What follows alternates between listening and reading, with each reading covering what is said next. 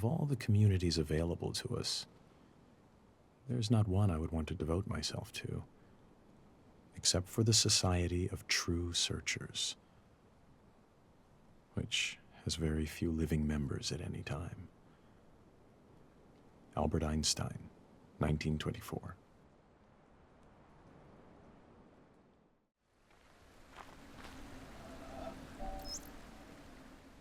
It is a great adventure to contemplate the universe beyond man, to contemplate what it would be like without man, as it was in a great part of its long history and as it is in a great majority of places.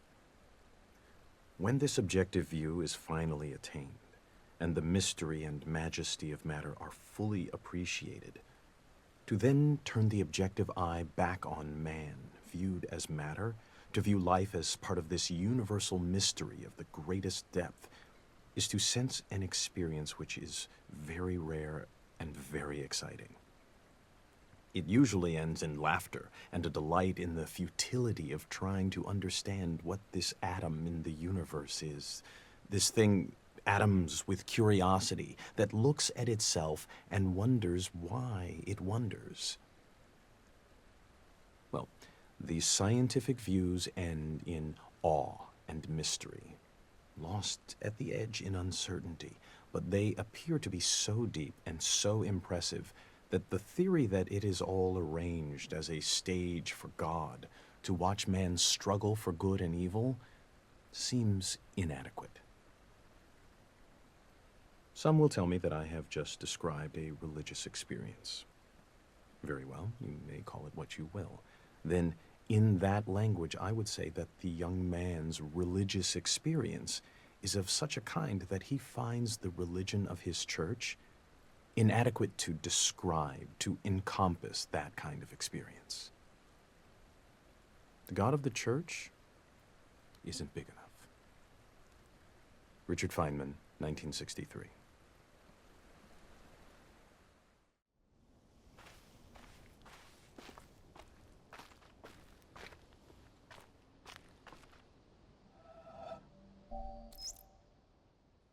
I maintain that the cosmic religious feeling is the strongest and noblest motive for scientific research. Only those who realize the immense efforts and, above all, the devotion without which pioneer work in theoretical science cannot be achieved are able to grasp the strength of the emotion out of which alone such work, remote as it is from the immediate realities of life, can issue. What a deep conviction of the rationality of the universe, and what a yearning to understand, were it but a feeble reflection of the mind revealed in this world, Kepler and Newton must have had to enable them to spend years of solitary labor in disentangling the principles of celestial mechanics. Those whose acquaintance with scientific research is derived chiefly from its practical results easily develop a completely false notion of the mentality of the men who, surrounded by a skeptical world, have shown the way to kindred spirits scattered wide through the world and through the centuries. Only one who has devoted his life to similar ends can have a vivid realization of what has inspired these men and given them the strength to remain true to their purpose in spite of countless failures. It is cosmic religious feeling that gives a man such strength. A contemporary has said, not unjustly, that in this materialistic age of ours, the serious scientific workers are the only profoundly religious people. Albert Einstein, 1930.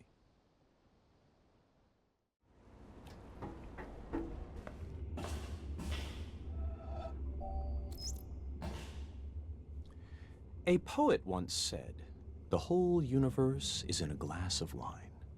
We will probably never know in what sense he meant that, for poets do not write to be understood. But it is true that if we look at a glass of wine closely enough, we see the entire universe.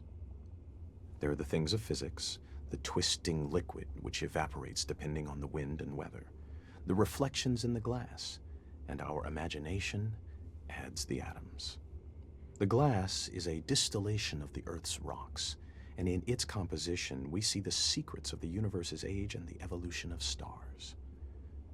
What strange array of chemicals are in the wine? How did they come to be? There are the ferments, the enzymes, the substrates, and the products. There in wine is found the great generalization. All life is fermentation. Nobody can discover the chemistry of wine without discovering, as did Louis Pasteur, the cause of much disease. How vivid is the claret, pressing its existence into the consciousness that watches it. If our small minds, for some convenience, divide this glass of wine, this universe, into parts, physics, biology, geology, astronomy, psychology, and so on, remember that nature does not know it. So let us put it all back together, not forgetting ultimately what it is for. Let it give us one more final pleasure. Drink it and forget it all. Richard Feynman, 1963.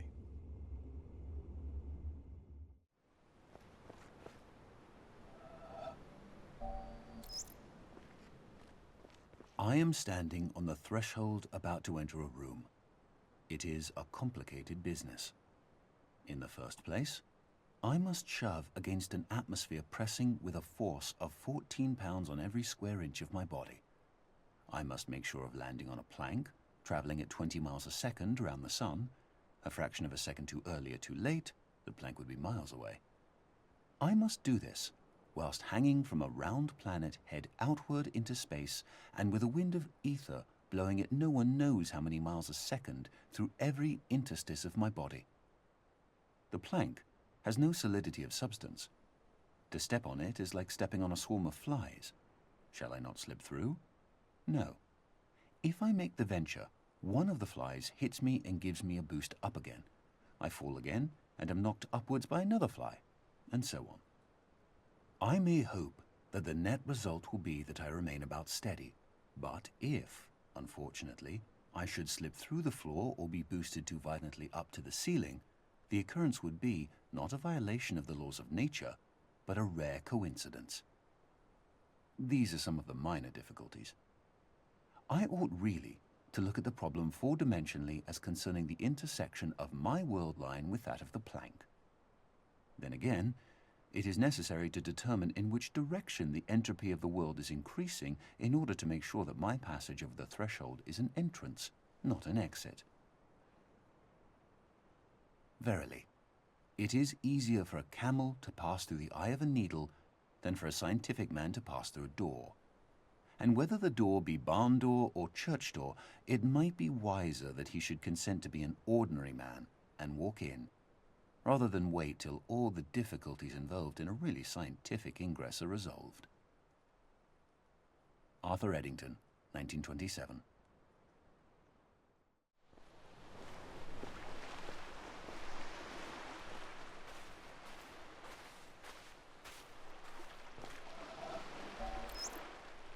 One day I happened to be occupied with the subject of generation of waves by wind. I took down the standard treatise on hydrodynamics, and under that heading I read, if the external forces P prime sub YY, P prime sub XY be given multiples of e to the ikx plus at, where k and a are prescribed, the equations in question determine a and c, and thence, by 9, the value of eta. And so on for 2 pages. At the end, it is made clear that a wind of less than half a mile an hour will leave the surface unruffled. At a mile an hour, the surface is covered with minute corrugations due to capillary waves which decay immediately if the disturbing cause ceases. At 2 miles an hour, the gravity waves appear. As the author modestly concludes, our theoretical investigations give considerable insight into the incipient stages of wave formation. On another occasion, the same subject of generation of waves by wind was in my mind, but this time another book was more appropriate, and I read, "There are waters blown by changing winds to laughter, and lit by the rich skies all day, and after, frost, with a gesture, stays the waves that dance, and wandering loveliness.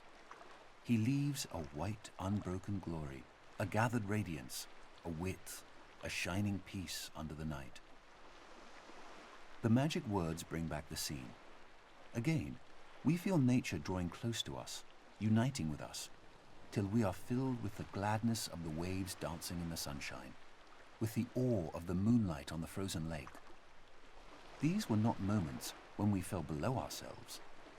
We did not look back on them and say, "It was disgraceful for a man with 6 sober senses and a scientific understanding to let himself be deluded in that way. I will take Lamb's hydrodynamics with me next time." It is good that there should be such moments for us.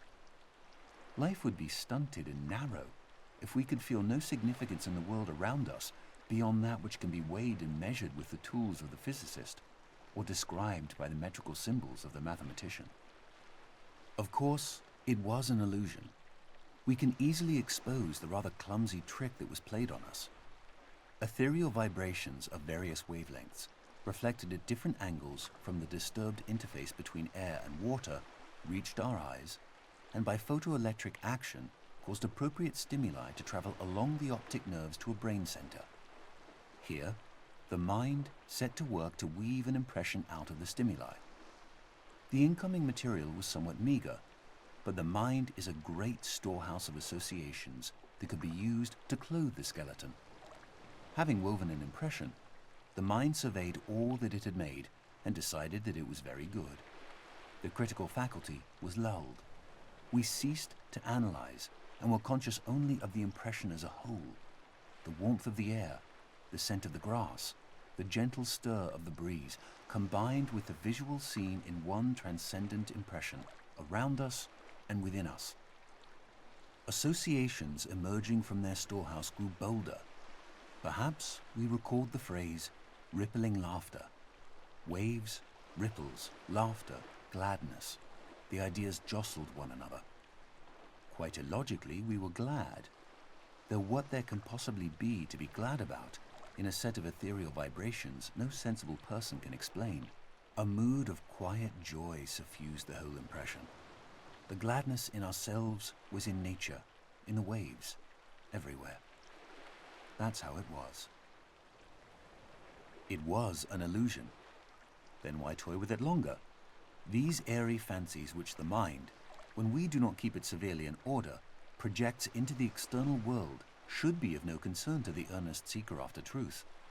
Get back to the solid substance of things, to the material of the water moving under the pressure of the wind and the force of gravitation, in obedience to the laws of hydrodynamics.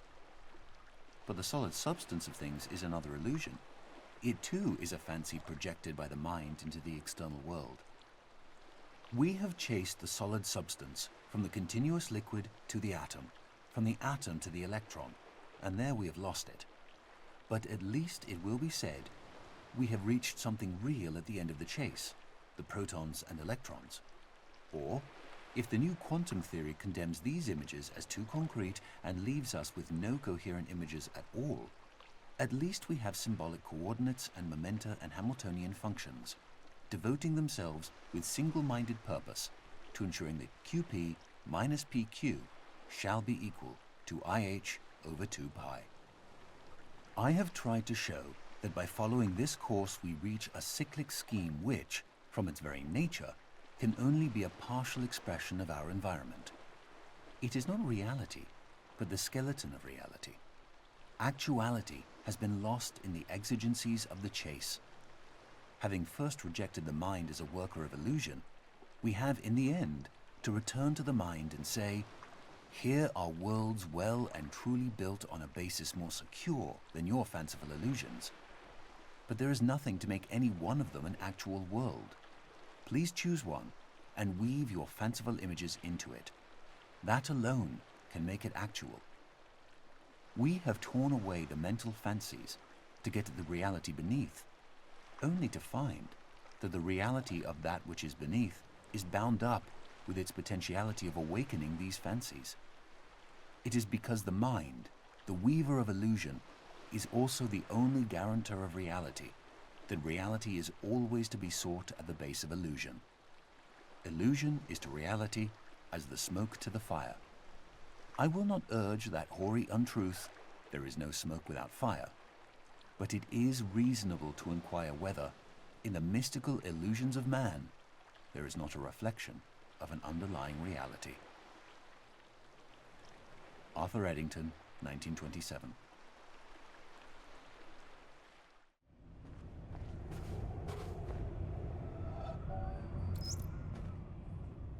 Up there, you go around every hour and a half, time after time after time. You wake up usually in the mornings, and just the way that the track of your orbits go, you wake up over the Mideast, over North Africa.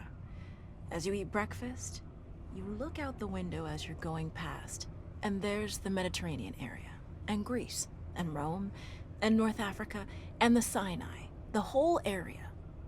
And you realize that in one glance, that what you're seeing is what was the whole history of man for years, the cradle of civilization. And you go around down across North Africa and out over the Indian Ocean and look up at that great subcontinent of India, pointed down toward you as you go past it.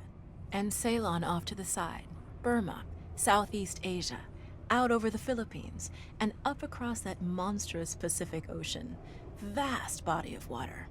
You've never realized how big that is before. And you finally come up across the coast of California and look for those friendly things. Los Angeles and Phoenix, and on across El Paso. And there's Houston. There's home. And you look, and sure enough, there's the Astrodome.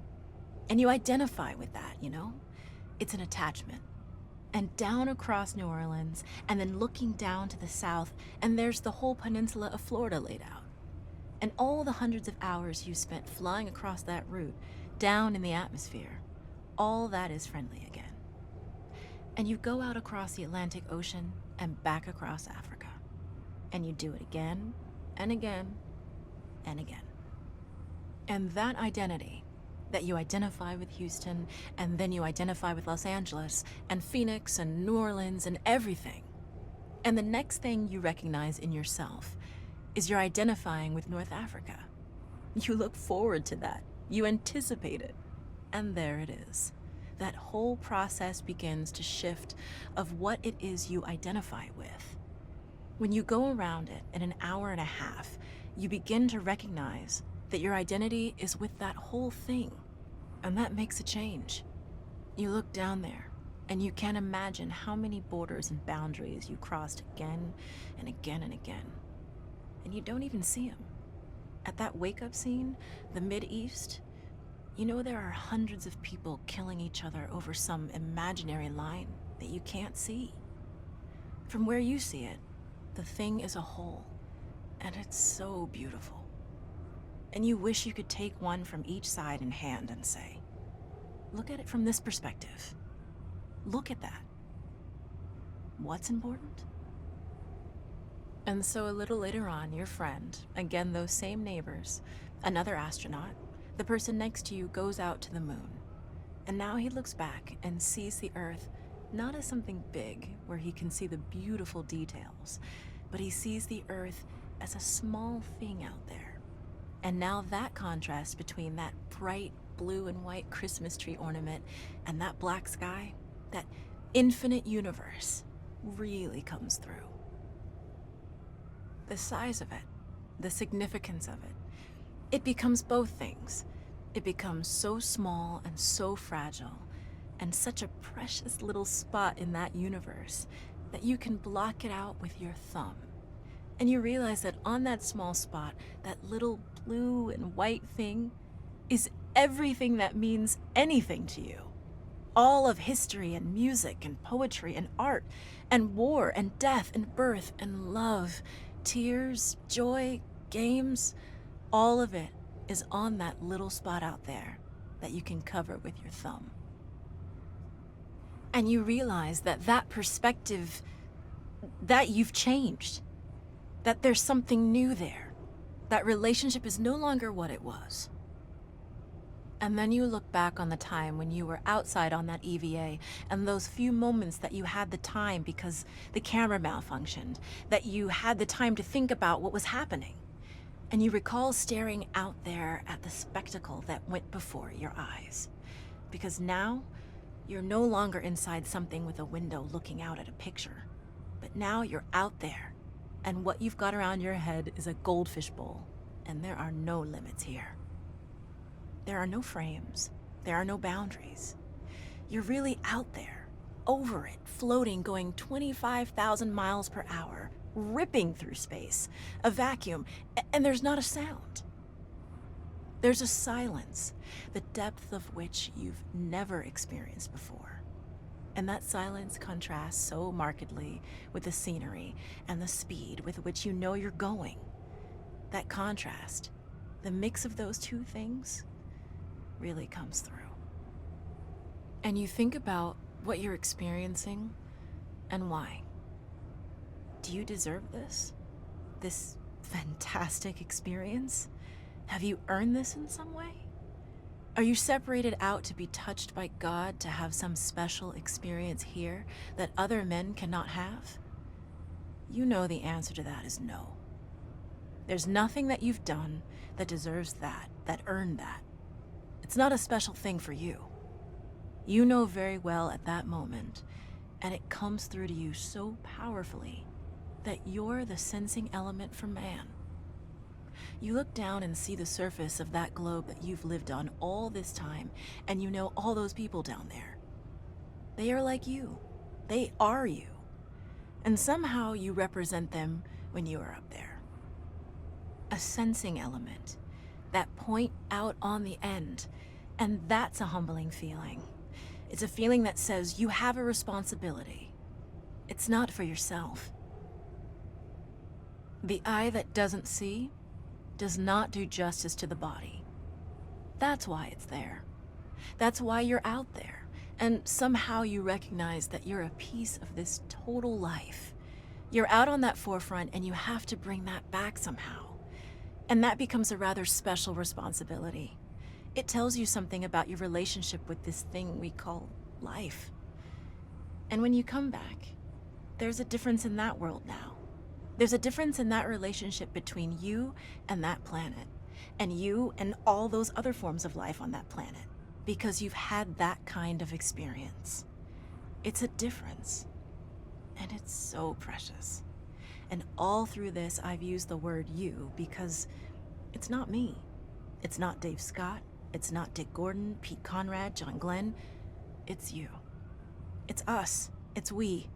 It's life. It's had that experience. And it's not just my problem to integrate. It's not my challenge to integrate, my joy to integrate. It's yours. It's everybody's. Russell Schweikart, 1975.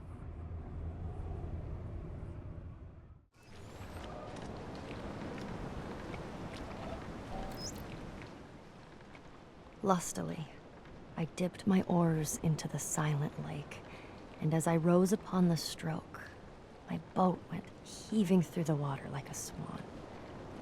When, from behind that craggy steep, till then the horizon's bound, a huge peak, black and huge, as if with voluntary power instinct, upreared its head.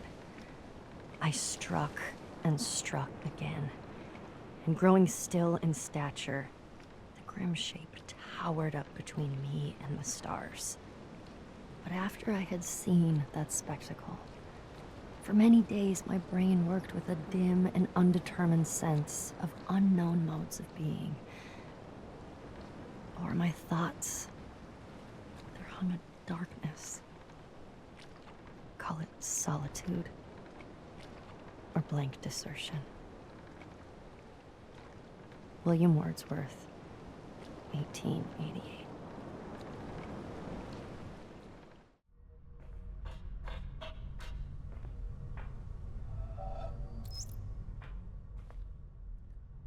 You see, a motif is this. He put his hands together, drew them apart, the 10 fingers open, then slowly, very slowly, brought them together again, clasped them, squeezed them tightly, meshing them. That's what one should try to achieve. If one hand is held too high or too low, it won't work. Not a single link should be too slack, leaving a hole through which the emotion, the light, the truth can escape. You must understand that I work on the whole canvas, on everything at once. With one impulse, with undivided faith, I approach all the scattered bits and pieces. Everything we see falls apart, vanishes, doesn't it? Nature is always the same, but nothing in her that appears to us lasts. Our art must render the thrill of her permanence along with her elements, the appearance of all her changes. It must give us a taste of her eternity. What is there underneath? Maybe nothing. Maybe everything. Everything, you understand? So I bring together her wandering hands. I take something at right, something at left, here, there, everywhere. Her tones, her colors, her nuances. I set them down, I bring them together. They form lines, they become objects, rocks, trees, without my planning. They take on volume, value. If these volumes, these values, correspond on my canvas, in my sensibility, to the planes, to the spots which are there before our eyes, then my canvas has brought its hands together. It does not waver. The hands have been joined neither too high nor too low. My canvas is true, compact, full. But if there is the slightest distraction, if I fail just a little bit, above all, if I interpret too much one day, if today I am carried away by a theory which runs counter to that of yesterday, if I think while I paint, if I meddle, whoosh, everything goes to pieces. Paul Cézanne, as related by Joachim Gasquet, 1921.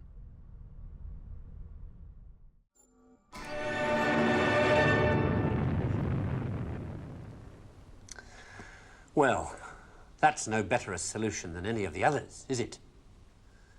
So, in the end, have we learned anything from this look at why the world turned out the way it did that's of any use to us in our future? Something, I think. That the key to why things change is the key to everything. How easy is it for knowledge to spread?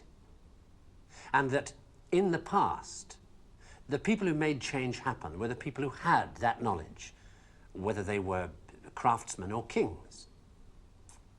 Today, the people who make things change, the people who have that knowledge, are the scientists and the technologists who are the true driving force of humanity. And before you say, what about the Beethovens and the Michelangelos? Let me suggest something with which you may disagree violently. That at best, the products of human emotion, art, philosophy, politics, music, literature, are interpretations of the world that tell you more about the guy who's talking than about the world he's talking about.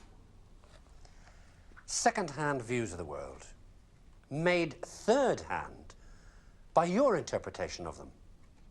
Things like that, as opposed to this. Know what it is? It's a bunch of amino acids, the stuff that goes to build up a worm or a geranium or you. This stuff's easier to take, isn't it? Understandable, got people in it. This scientific knowledge is hard to take because it removes the reassuring crutches of opinion, ideology, and leaves only what is demonstrably true about the world.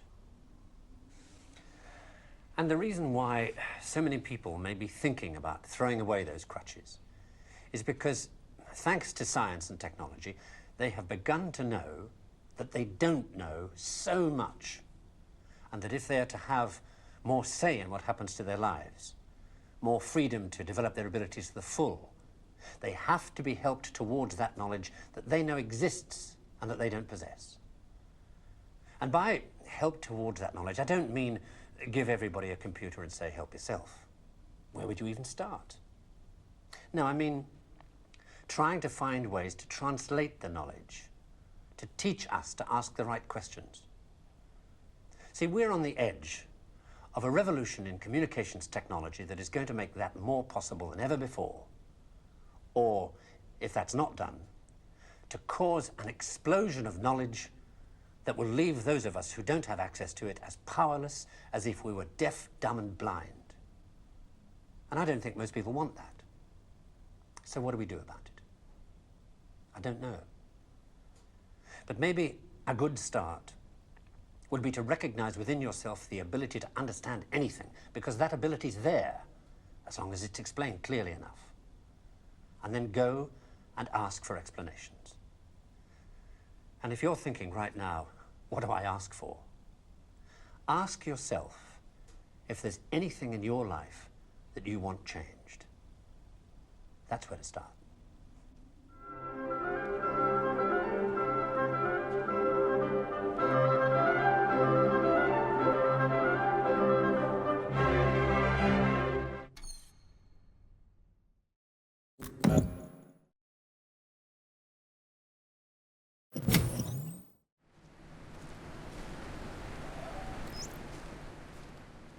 If we were not able or did not desire to look in any new direction, if we did not have a doubt or recognize ignorance, we would not get any new ideas. There would be nothing worth checking because we would know what is true. So what we call scientific knowledge today is a body of statements of varying degrees of certainty. Some of them are most unsure, some of them are nearly sure, but none is absolutely certain. Scientists are used to this. We know that it is consistent to be able to live and not know. Some people say, how can you live without knowing? I do not know what they mean. I always live without knowing. That is easy. How you get to know is what I want to know. This freedom to doubt is an important matter in the sciences, and I believe in other fields. It was born of a struggle. It was a struggle to be permitted to doubt, to be unsure. And I do not want us to forget the importance of the struggle, and by default, to let the thing fall away. I feel a responsibility as a scientist who knows the great value of a satisfactory philosophy of ignorance, and the progress made possible by such a philosophy. Progress which is the fruit of freedom of thought. I feel a responsibility to proclaim the value of this freedom and to teach that doubt is not to be feared, but that it is to be welcomed as the possibility of a new potential for human beings. If you know that you are not sure, you have a chance to improve the situation. I want to demand this freedom for future generations. Richard Feynman, 1963.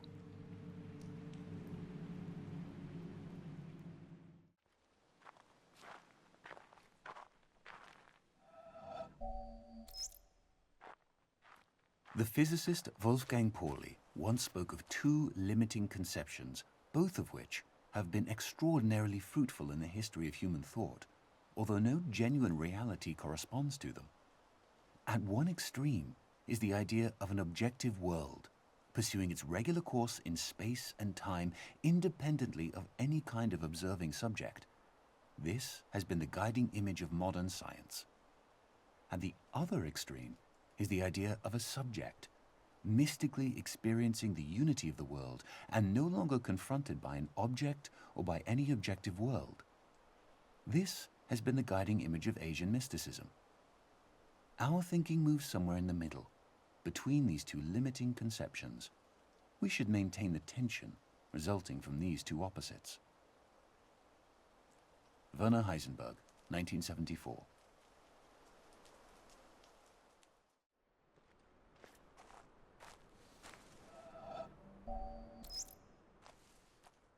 Your question is the most difficult in the world. It is not a question I can answer simply with yes or no. I am not an atheist. I do not know if I can define myself as a pantheist. The problem involved is too vast for our limited minds.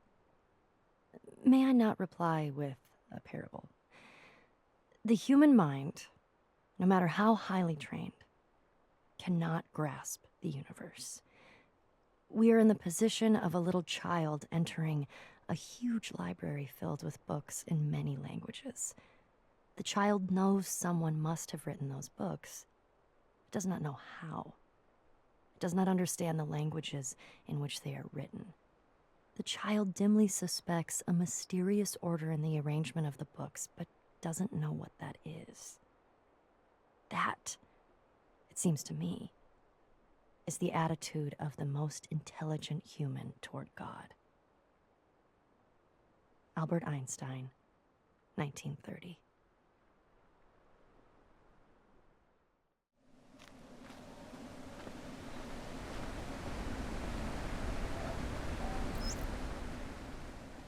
The most beautiful experience we can have is the mysterious.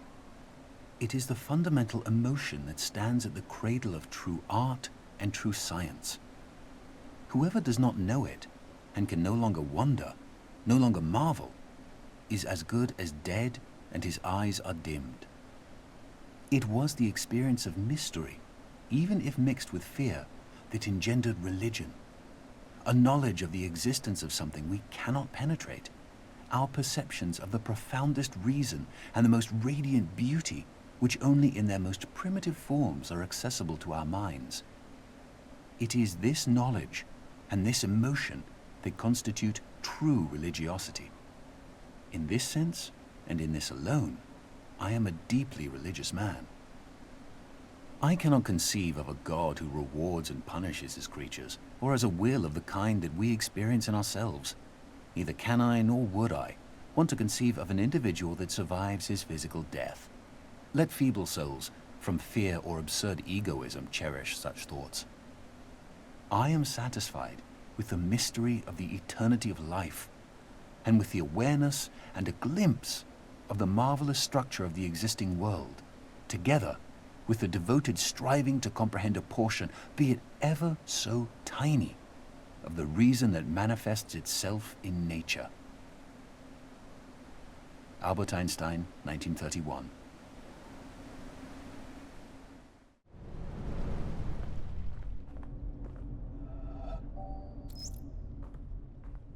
Looked at on the astronomical timescale, humanity is at the very beginning of its existence. A newborn babe, with all the unexplored potentialities of babyhood. And until the last few moments, its interest has been centered absolutely and exclusively on its cradle and feeding bottle. It has just become conscious of the vast world existing outside itself and its cradle. It is learning to focus its eyes on distant objects, and its awakening brain is beginning to wonder, in a vague, dreamy way, what they are and what purpose they serve.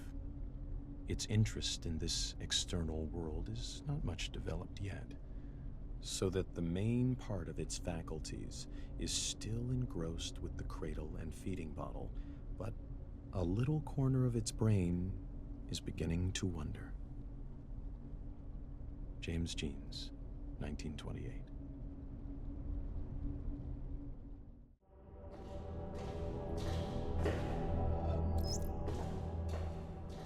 In any case, our 3 days old infant cannot be very confident of any interpretation it puts on a universe which it only discovered a minute or two ago.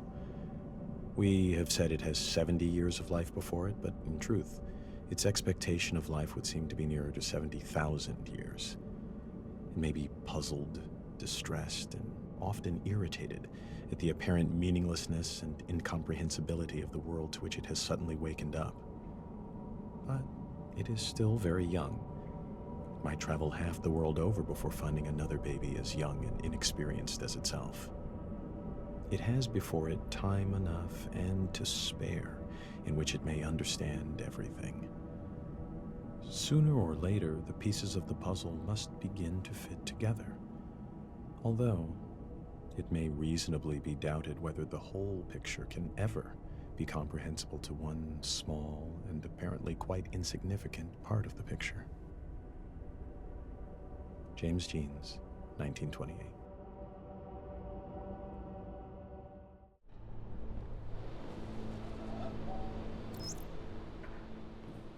As scientists, we realize that color is merely a question of the wavelengths of ethereal vibrations. But that does not seem to have dispelled the feeling that eyes which reflect light near wavelength 4800 are a subject for rhapsody, whilst those which reflect wavelength 5300 are left unsung. We have not yet reached the practice of the Laputans who, if they would, for example, praise the beauty of a woman or any other animal, they describe it by rhombs, circles, parallelograms, ellipses, and other geometrical terms. The materialist, who is convinced that all phenomena arise from electrons and quanta and the like, controlled by mathematical formulae, must presumably hold the belief that his wife is a rather elaborate differential equation. But he is probably tactful enough not to obtrude this opinion in domestic life.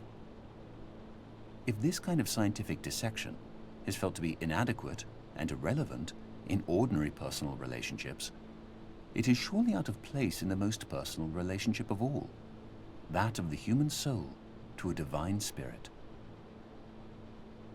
Arthur Eddington, 1927.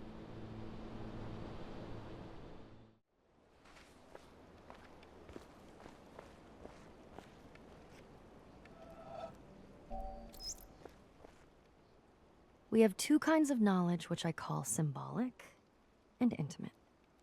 I do not know whether it would be correct to say that reasoning is only applicable to symbolic knowledge, but the more customary forms of reasoning have been developed for symbolic knowledge only. The intimate knowledge will not submit to codification and analysis, or rather, when we attempt to analyze it, the intimacy is lost and replaced by symbolism. For an illustration, let us consider humor. I suppose that humor can be analyzed to some extent and the essential ingredients of the different kinds of wit classified. Suppose that we are offered an alleged joke. We subject it to scientific analysis as we would a chemical salt of doubtful nature, and perhaps after careful consideration, we are able to confirm that it really and truly is a joke. Logically, I suppose, our next procedure would be to laugh. But it may certainly be predicted that as the result of this scrutiny, we shall have lost all inclination we ever had to laugh at it. It simply does not do to expose the workings of a joke. The classification concerns a symbolic knowledge of humor, which preserves all the characteristics of a joke except its laughableness. The real appreciation must come spontaneously, not introspectively. I think this is a not unfair analogy for our mystical feeling for nature, and I would venture even to apply it to our mystical experience of God. There are some to whom the sense of a divine presence irradiating the soul is one of the most obvious things of experience. In their view, a man without this sense is to be regarded as we regard a man without a sense of humor. The absence is a kind of mental deficiency. We may try to analyze the experience as we analyze humor and construct a theology, or it may be an atheistic philosophy.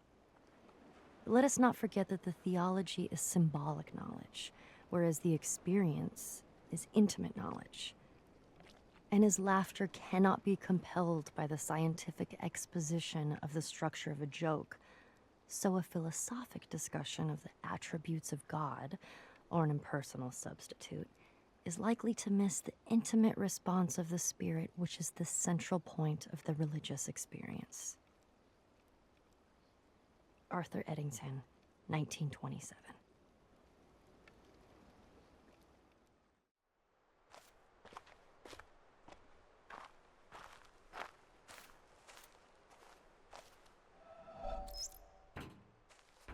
Our hangnails are incredibly real to us, whereas to most of us, the English village of Nether Wallop and the high Himalayan country of Bhutan, not to mention the slowly swirling spiral galaxy in Andromeda, are considerably less real. Even though our intellectual selves might wish to insist that since the latter are much bigger and longer lasting than our hangnails, they ought therefore to be far realer to us than our hangnails are. We can say this to ourselves till we're blue in the face. but few of us act as if we really believed it. A slight slippage of subterranean stone that obliterates 20,000 people in some far-off land. The ceaseless plundering of virgin jungles in the Amazon basin. A swarm of helpless stars being swallowed up one after another by a ravenous black hole. Even an ongoing collision between two huge galaxies, each of which contains 100 billion stars. Such colossal events are so abstract to someone like me that they can't even touch the sense of urgency and importance, and thus the reality, of some measly little hangnail on my left hand's pinky. We are all egocentric, and what is realist to each of us in the end is ourself. The realest things of all are my knee, my nose, my anger, my hunger, my toothache, my side ache, my sadness, my joy, my love for math, my abstraction ceiling, and so forth. What all these things have in common, what binds them together, is the concept of my, which comes out of the concept of I or me, and therefore, although it is less concrete than a nose or even a toothache, this I thing is what ultimately seems to each of us to constitute the most solid rock of undeniability of all. Could it possibly be an illusion? Or if not a total illusion, could it possibly be less real and less solid than we think it is? Could an I be more like an elusive, receding, shimmering rainbow than like a tangible, heftable, transportable pot of gold? Douglas Hofstadter, 2007.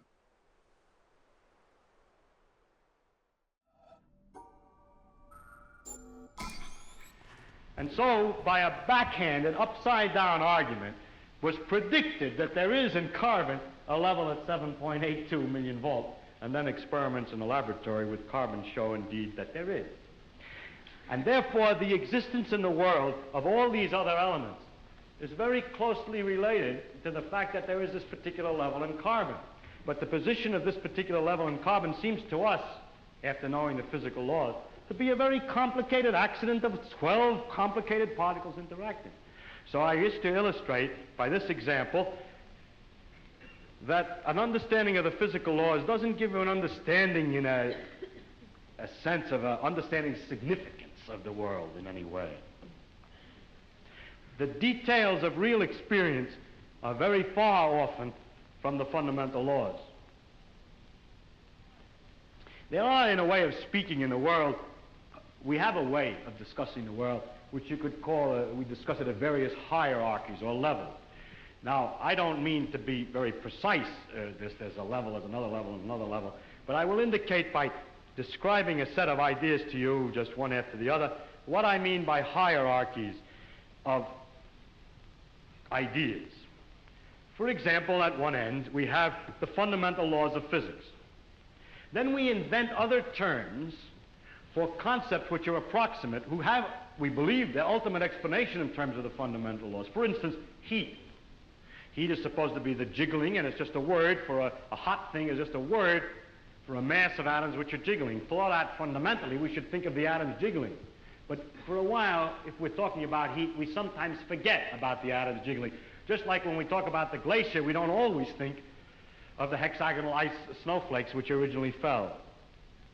Another example of the same thing is a salt crystal. Looked at fundamentally, it's a lot of protons, neutrons, and electrons. But we have this concept, salt crystal, which carries a whole pattern already of fundamental interactions, or idea like pressure. Now, if we go higher up from this, in another level, we have properties of substances like refractive index, how light is bent when it goes through something, or surface tension, the fact that the water tends to pull itself together, is described by a number. I remind you that we have to go through several laws down to find out that it's the pull of the atoms and so on, but we still say surface tension, and don't worry when we're discussing surface tension of the inner workings, always. Sometimes we do, sometimes we don't. Go on, up in the hierarchy.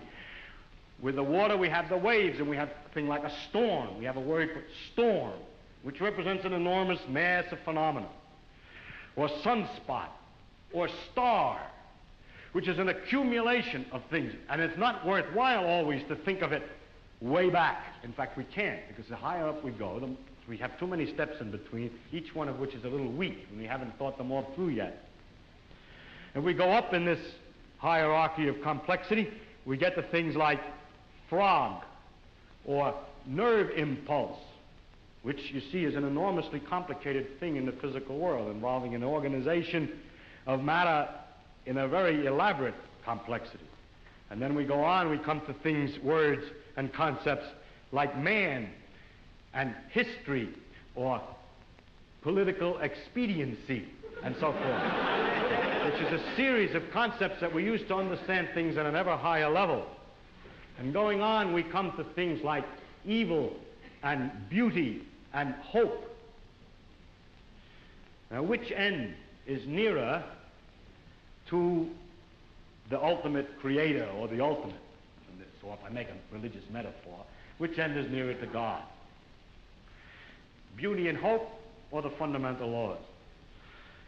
I think that the right way, of course, is to say that the whole structural interconnections of the thing is the thing that we have to look at, and that the sequence of hierarchy, that all the sciences and all the efforts, not just the sciences, but all the efforts of intellectual kind, are to see the connections of the hierarchies is to connect beauty to history, is to connect history to man's psychology, the man's psychology to the working of the brain to the neural impulse to the chemistry, and so forth, up and down, both ways.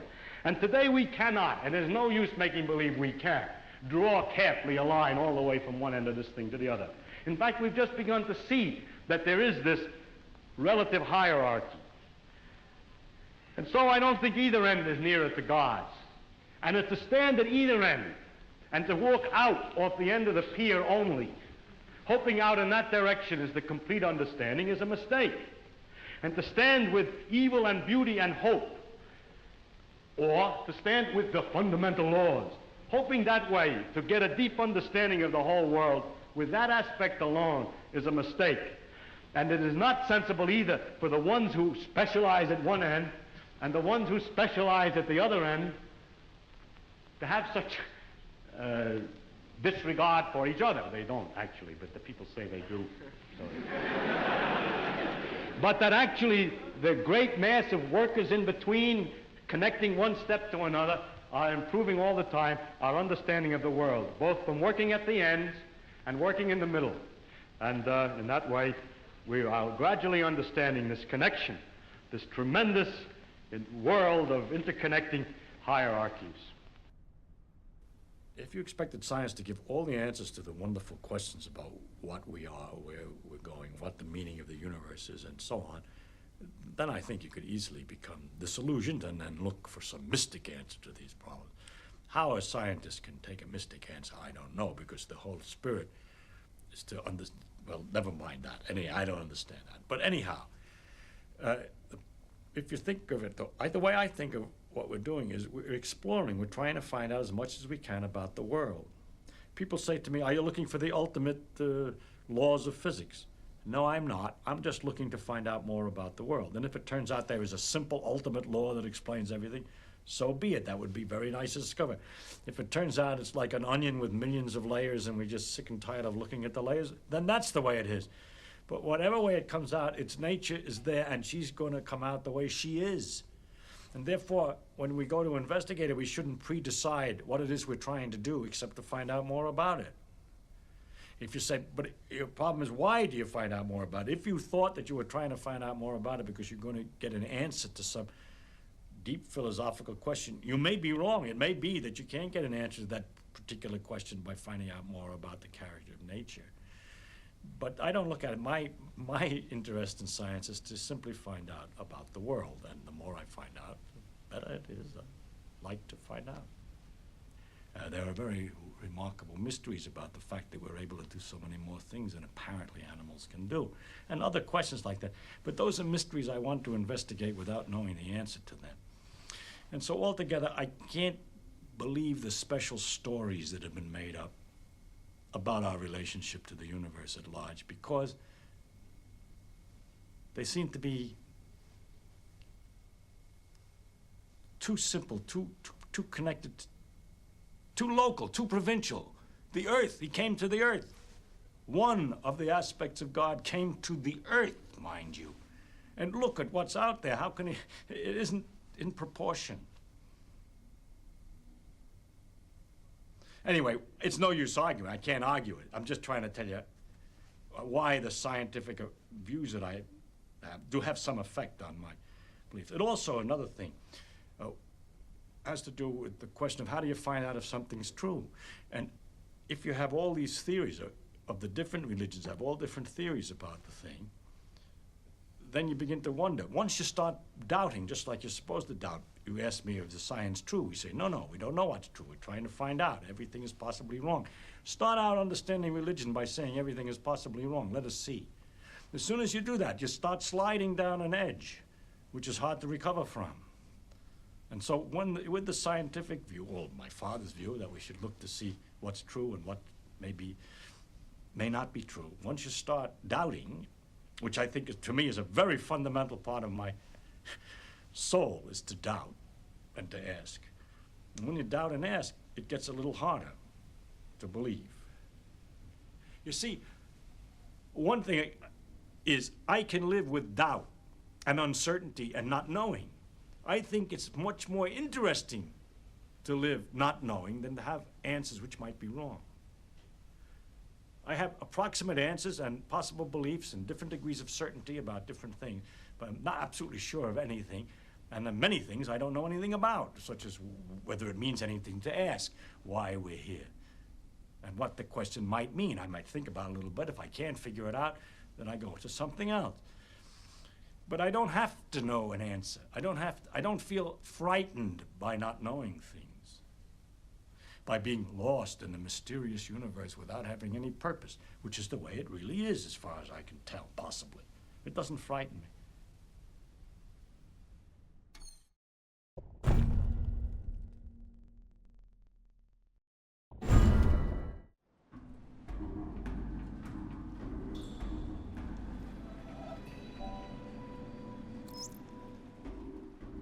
A shipowner was about to send to sea an emigrant ship. He knew that she was old and not well built at the first, that she had seen many seas and climes, and often had needed repairs. Doubts had been suggested to him that possibly she was not seaworthy. These doubts preyed upon his mind and made him unhappy. He thought that perhaps he ought to have her thoroughly overhauled and refitted, even though this should put him at great expense. Before the ship sailed, however, he succeeded in overcoming these melancholy reflections. He said to himself that she had gone safely through so many voyages and weathered so many storms that it was idle to suppose she would not come safely home from this trip also. He would put his trust in Providence, which could hardly fail to protect all these unhappy families that were leaving their fatherland to seek for better times elsewhere. He would dismiss from his mind all ungenerous suspicions about the honesty of builders and contractors. In such ways, he acquired a sincere and comfortable conviction that his vessel was thoroughly safe and seaworthy. He watched her departure with a light heart and benevolent wishes for the success of the exiles in their strange new home that was to be. And he got his insurance money when she went down in mid-ocean and told no tales. What shall we say of him? Surely this, that he was verily guilty of the death of those families. It is admitted that he did sincerely believe in the soundness of his ship, but the sincerity of his conviction can in no wise help him, because he had no right to believe on such evidence as was before him. He had acquired his belief not by honestly earning it in patient investigation, but by stifling his doubts. And although in the end he may have felt so sure about it that he could not think otherwise, yet inasmuch as he had knowingly and willingly worked himself into that frame of mind, he must be held responsible for it. William K. Clifford, 1874.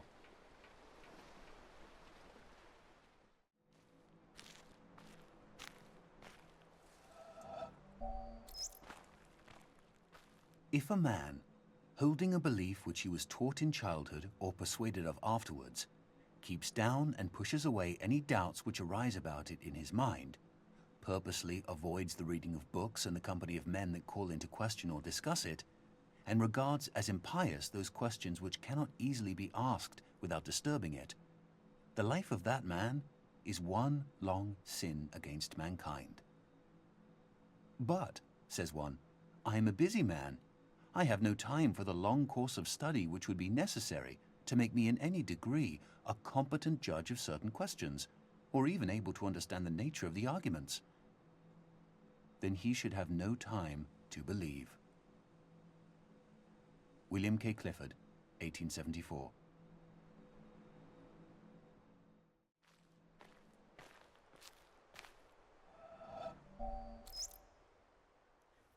In the traditional view, a person is free.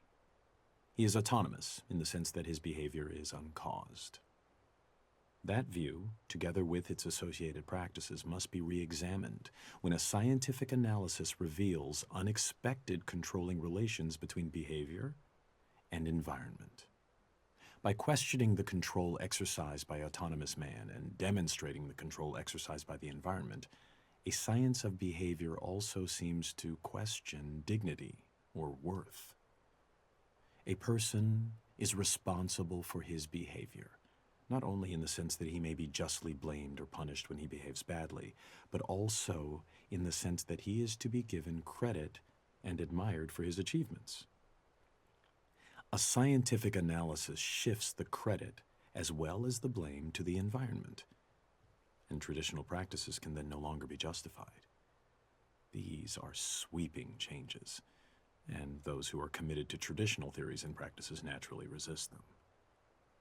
As the emphasis shifts to the environment, the individual seems to be exposed to a new kind of danger. Who is to construct the controlling environment, and to what end? Autonomous man presumably controls himself in accordance with a built-in set of values. He works for what he finds good. But what will the putative controller find good? And will it be good for those he controls? Answers to questions of this sort are said, of course, to call for value judgments. B.F. Skinner, 1971.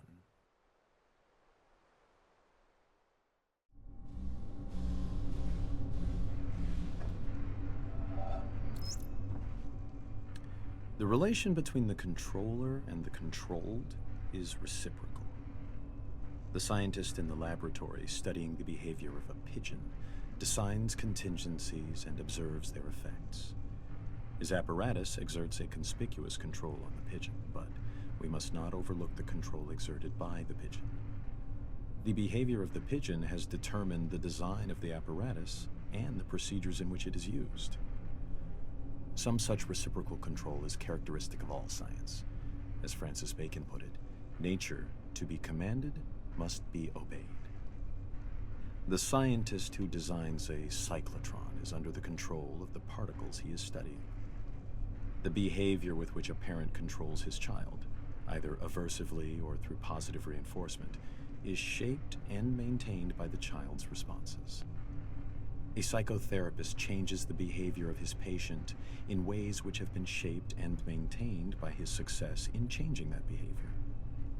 A government or religion prescribes and imposes sanctions selected by their effectiveness in controlling citizen or communicant. An employer induces his employees to work industriously and carefully with wage systems determined by their effects on behavior. The classroom practices of the teacher are shaped and maintained by the effects on his students.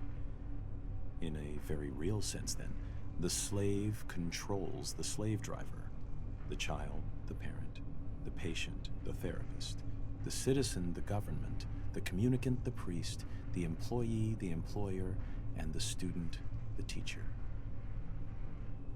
B.F. Skinner, 1971.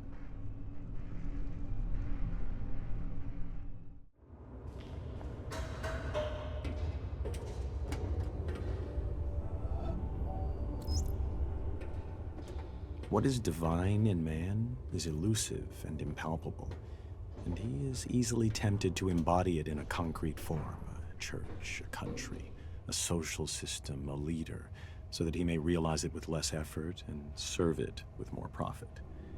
Yet, the attempt to externalize the kingdom of heaven in a temporal shape must end in disaster.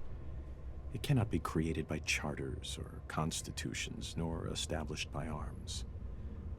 Those who seek for it alone will reach it together, and those who seek it in company will perish by themselves. Hugh Kingsmill, 1944.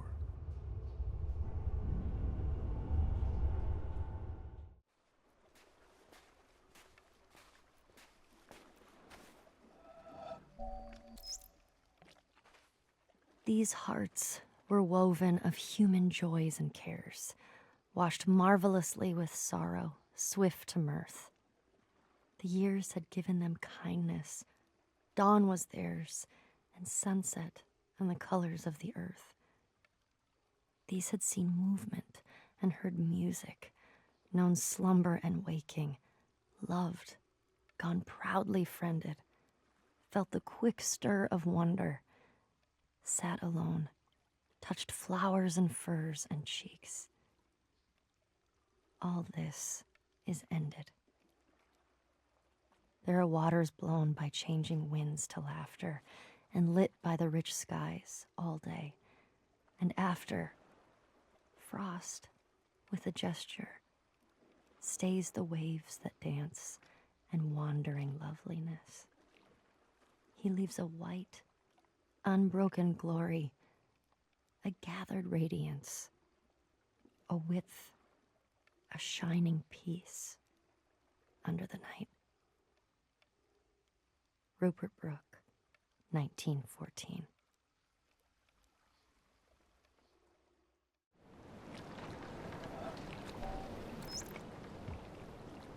Suppose a boat is crossing a river and another empty boat is about to collide with it. Even an irritable man would not lose his temper. But supposing there was someone in the second boat, then the occupant of the first would shout to him to keep clear, and if the other did not hear the first time, nor even when called 3 times, bad language would inevitably follow. In the first case, there was no anger. In the second, there was. Because in the first case, the boat was empty, and in the second, it was occupied. And so it is with man. If he could only roam empty through life, who would be able to injure him? Zhuangzi, 4th century BC.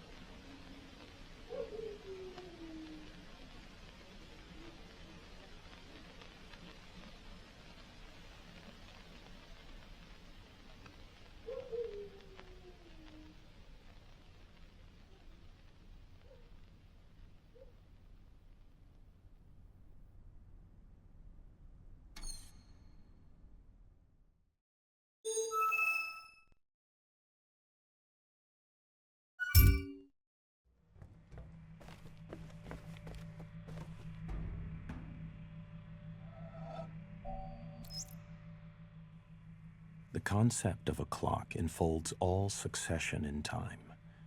In the concept, the 6th hour is not earlier than the 7th or 8th, although the clock never strikes the hour, save when the concept biddeth.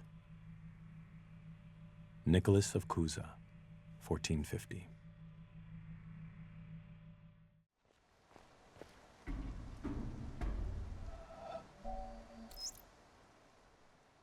In a sense, what modern physics is to the history of Western thought, Zen is to the development of the Eastern worldview, the ultimate refinement of more than 2,000 years of incisive debate, discussion, and critical development. Yet the difference between the two could hardly be more marked. Whereas physics is interested above all in theories, concepts, and formulas, Zen values only the concrete and the simple. Zen wants facts, not in the Western sense of things that are measurable and numerical, which are in fact abstractions, but as living, immediate, and tangible. Its approach to understanding is not to theorize, because it recognizes that previously accumulated ideas and knowledge, in other words, memories of all kinds, block the direct perception of reality. Therefore, Zen adopts an unusual approach. Its buildup involves language, which is unavoidable. Any method, even if it turns out to be an anti-method, has first to convey some background in order to be effective. But the way Zen uses language is always to point beyond language, beyond concepts to the concrete.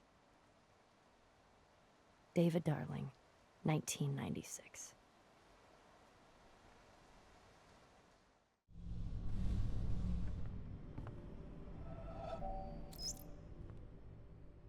Two major schools of Zen exist in Japan, the Rinzai and the Soto.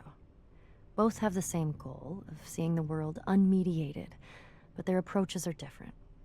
In the Soto school, the emphasis is on quiet contemplation in a seated position without a particular focus for thought.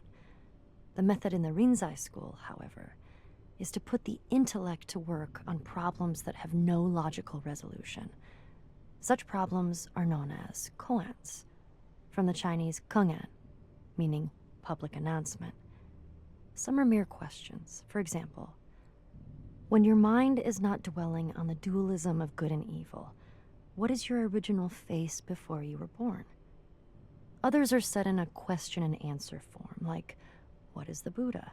Answer, 3 pounds of flax, or the cypress tree in the courtyard, to name but two of the classic responses. According to tradition, there are 1,700 such conundrums in the Zen repertoire, and their common aim is to induce a kind of intellectual catastrophe, a sudden jump which lifts the individual out of the domain of words and reason into a direct, non-mediated experience known as satori. Zen differs from other meditative forms, including other schools of Buddhism, in that it does not start from where we are and gradually lead us to a clear view of the true way of the world. It is not a progressive system in this respect. The sole purpose of studying Zen is to have Zen experiences, sudden moments, like flashes of lightning, when the intellect is short-circuited and there is no longer a barrier between the experiencer and reality. David Darling, 1996.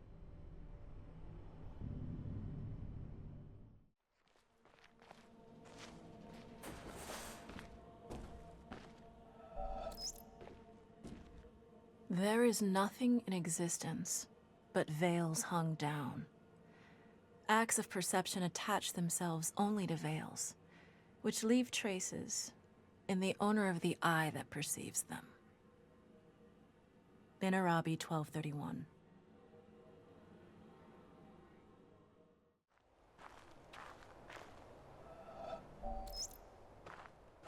The glass is transparent, the wine transparent. The two are similar, the affair confused. There seems to be wine and no glass, or glass and no wine. Sahib bin Abad, circa 990.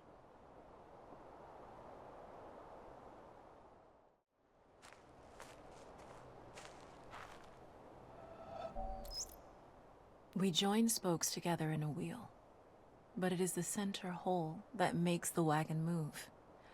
We shape clay into a pot, but it is the emptiness inside that holds whatever we want. We hammer wood for a house, but it is the inner space that makes it livable. We work with being, but non-being is what we use. Lao Tzu, 6th century BC.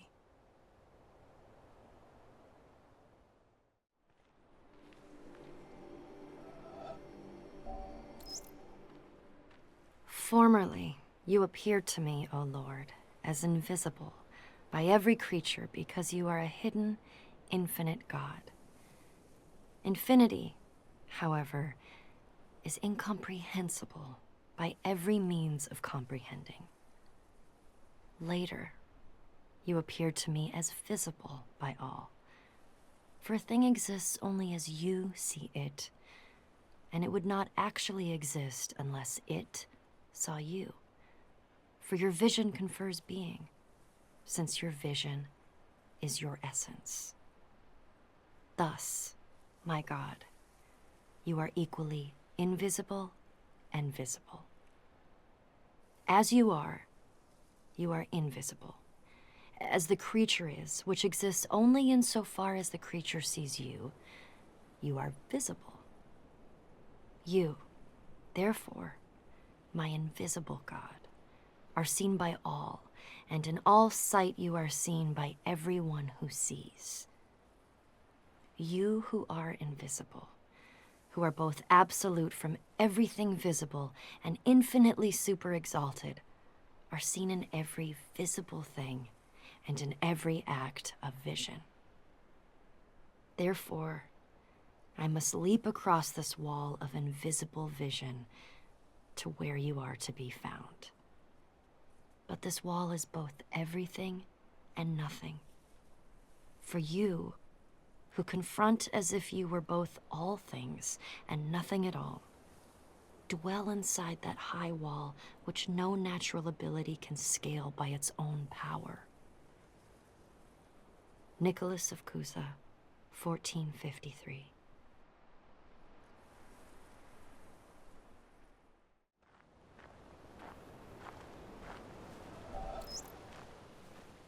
O Lord God, helper of those who seek you, I see you in the garden of paradise, and I do not know what I see, because I see nothing visible.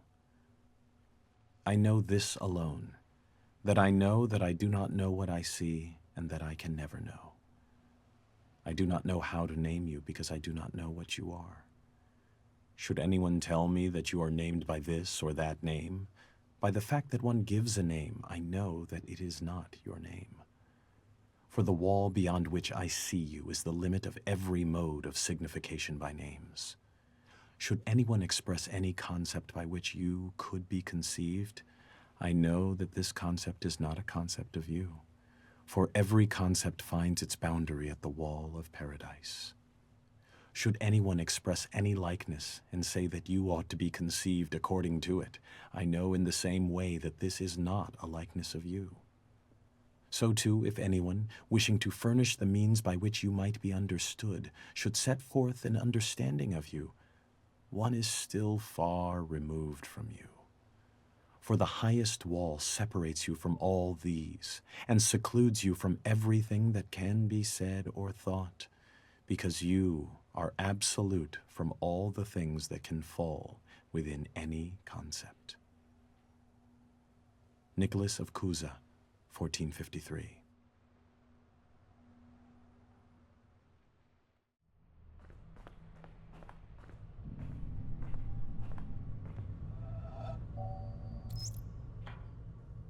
Therefore, I thank you, my God, because you make clear to me that there is no other way of approaching you, except that which to all humans, even to the most learned philosophers, seems wholly inaccessible and impossible. For you have shown me that you cannot be seen elsewhere than where impossibility confronts and obstructs me.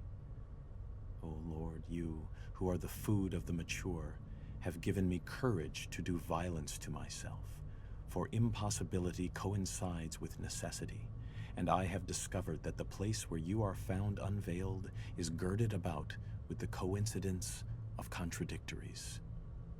This is the wall of paradise, and it is there in paradise that you reside. The wall's gate is guarded by the highest spirit of reason, and unless it is overpowered, the way in will not lie open. Thus, it is on the other side of the coincidence of contradictories that you will be able to be seen, and nowhere on this side. If, therefore, impossibility is necessity in your sight, O Lord, there is nothing which your sight does not see. Nicholas of Cusa, 1453.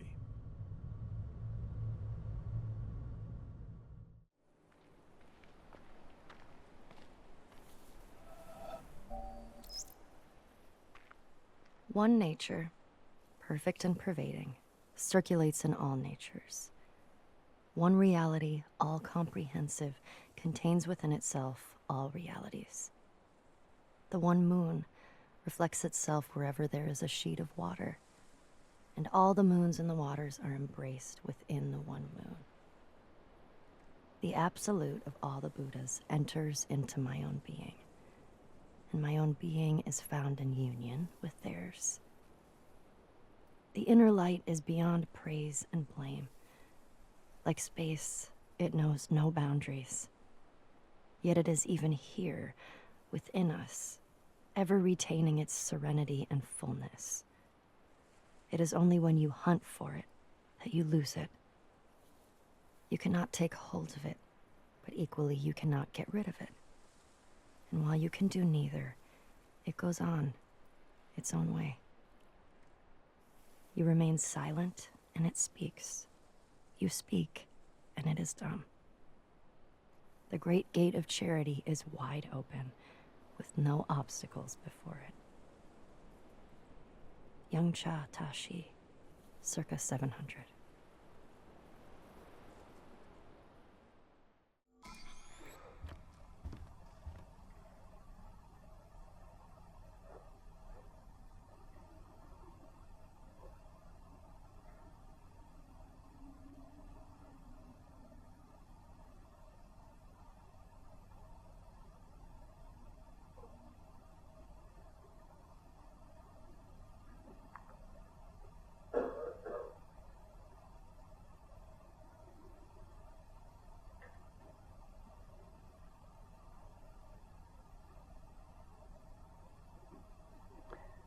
Know yourself as the open, empty, luminous presence of awareness.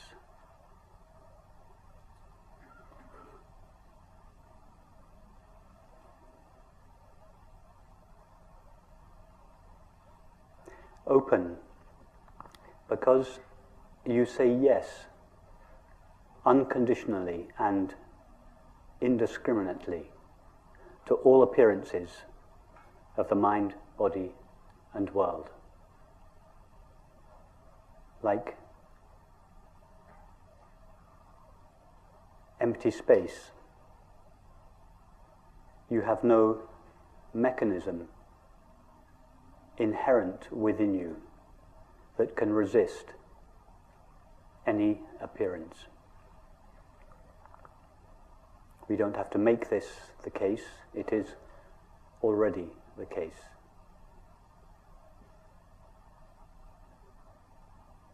Empty, because although you, I, this aware presence, is aware of thoughts, sensations, and perceptions, it is not made out of a thought, a sensation, or a perception. It is made out of pure knowing or awareness.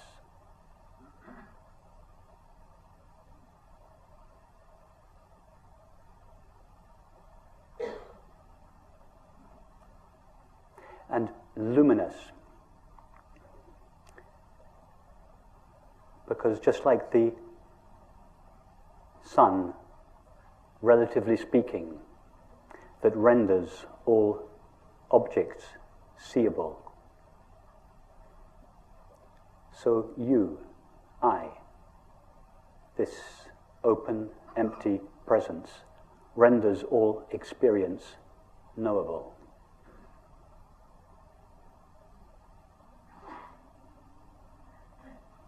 In fact,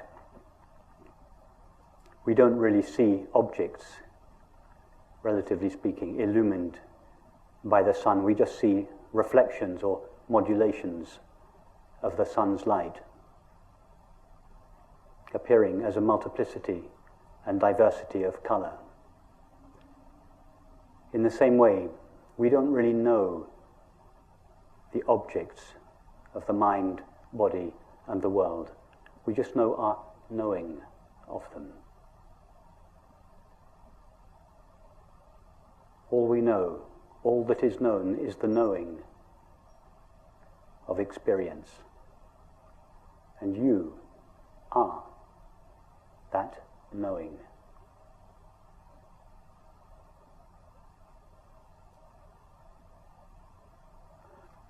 All that is ever known is a modulation of our own knowing presence, modulating itself in the form of thinking, sensing, and perceiving, and seeming to become a mind, a body, and a world. But we never actually know a mind, a body, and a world as they are normally conceived. We just know our knowing of them. And this knowing, the substance of our experience, the only substance of our experience, is ourself. In other words, we know ourself alone. Awareness knows nothing other than itself. Be knowingly this open, empty, luminous presence of awareness. We don't need to do anything special to make this happen. Above all, we don't have to manipulate the mind in any way whatsoever to be this presence of awareness.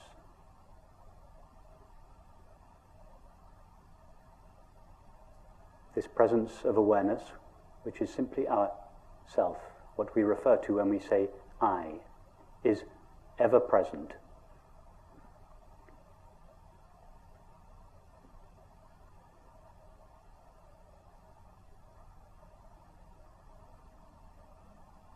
Just check this in your own experience. Nothing that I am saying this evening, there is nothing that cannot be checked in your own direct experience right now. I bring no special knowledge to this meeting. I don't have a store of knowledge which I am disseminating. I'm just, within the limits of language, trying to describe the current experience. Ask yourself, do I know anything other than now?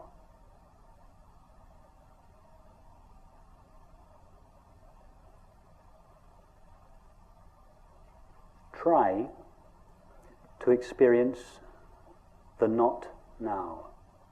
Try first to experience the past. It's easy to experience a thought about the past. But what about the actual past to which this thought refers? Try to experience that. Can you step into the past? Can you go 1 second into the past? Or 1 second into the future? Thought can go there. But what about you?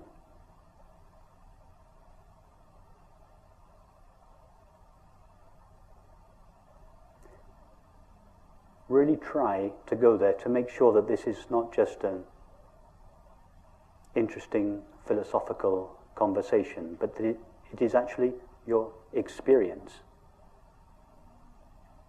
that the past and the future are never experienced.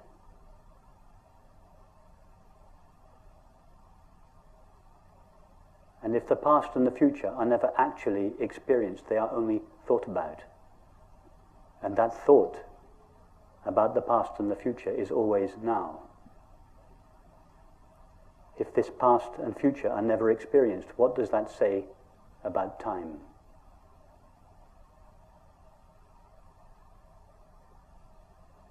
Time is a movement between a non-existent past towards a non-existent future.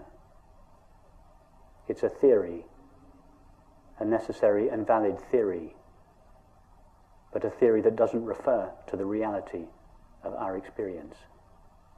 Nobody has ever or could ever experience time. When I say nobody, I mean yourself, awareness, the only one that knows or is aware.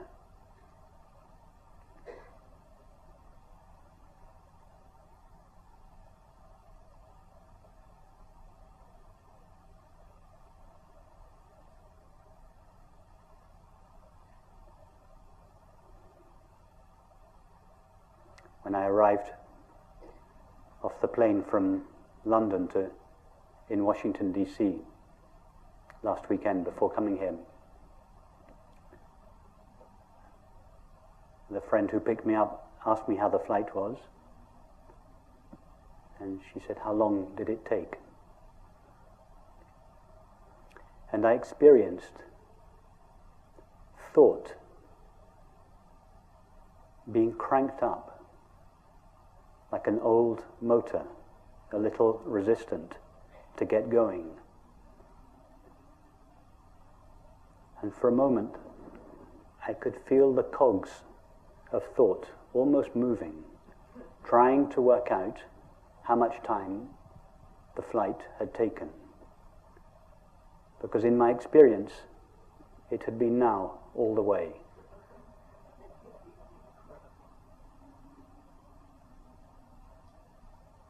I had never left London. London had left me. I had never got onto an aeroplane, a flow of sensations and perceptions that thought abstracts and calls a body in an aeroplane, flowed through me. And I never arrived in Washington, D.C. Washington, D.C. arrived in me, or at least the cluster of perceptions that thought calls Washington, D.C. arrived in me. In the same way, nobody ever walked into this room, and nobody is sitting on a chair, and nobody is listening to a talk.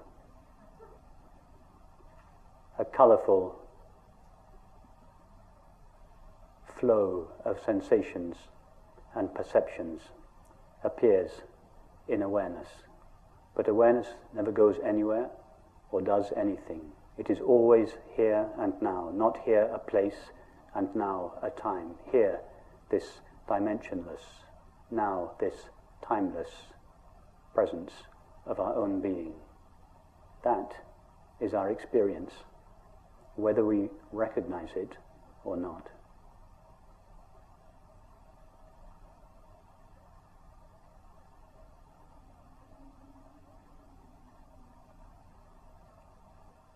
Now the mind may feel a little rebellious when it hears this. It may say, yes, yes, yes, that's true, but there is an undeniable continuity to my experience. And this undeniable continuity would seem to be evidence of time.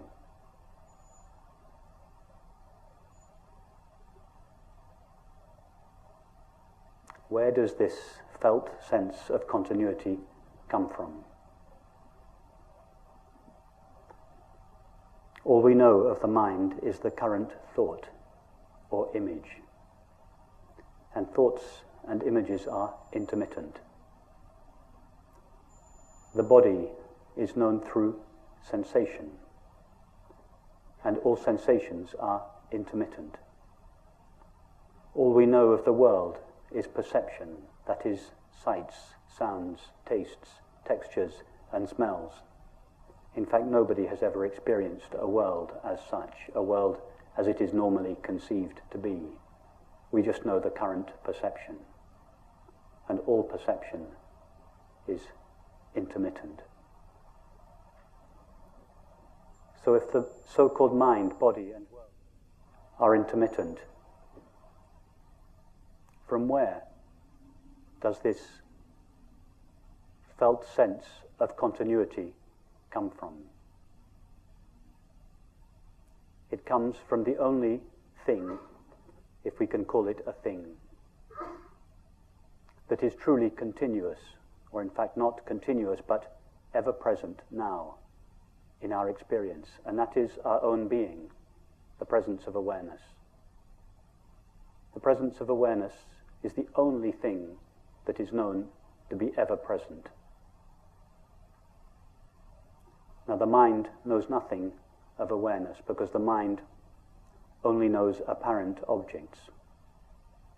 So when the mind looks at experience to find what it is that accounts for continuity, it cannot see awareness. And so it manufactures a substance called time to account for the continuity of experience. In other words, continuity in time is what eternity looks like when viewed through the narrow slit of the mind.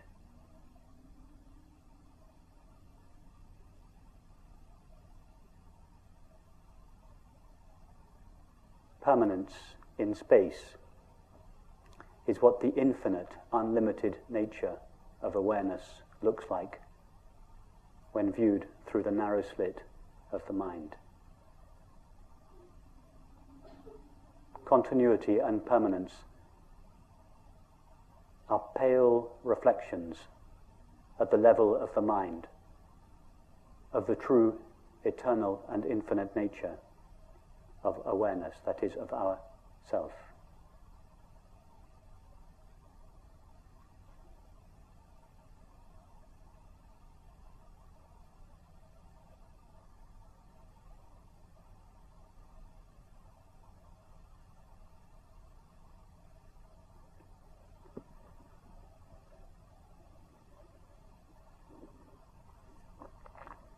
What else can we say about ourselves from our actual experience?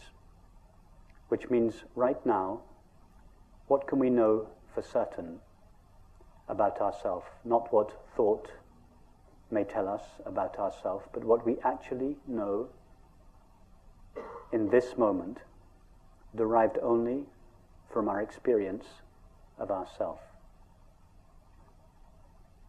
Ask yourself, can I, this open, empty, knowing presence, can I be agitated? Thought can be agitated. Sensations, or the body, can be agitated. The world can be agitated. But what about you, the one that knows the apparent mind, body, and world?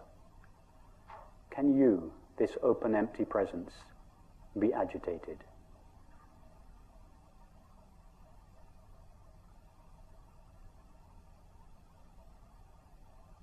See, in your experience right now, that you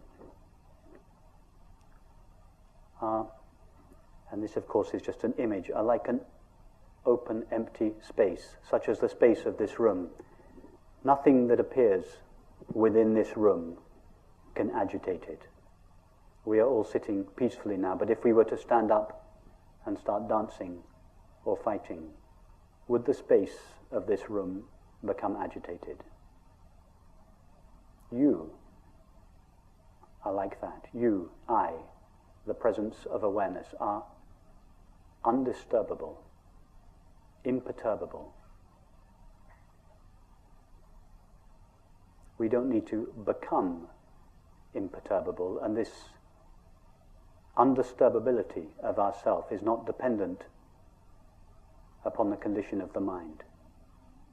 Right now, you, awareness, are utterly imperturbable, and for this reason, another name for ourself is peace.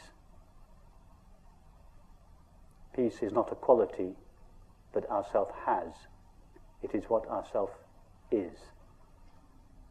Not peace of mind. Minds are more or less agitated. This peace that passeth understanding, that is not of the mind. It doesn't have to be sought. It is not hiding in the background of experience. This very awareness that is seeing, hearing, knowing, is pure peace itself, shining in all experience, however apparently agitated that experience may be.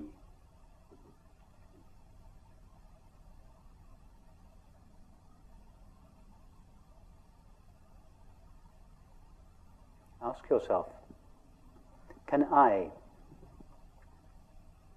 this presence of awareness, ever lack something?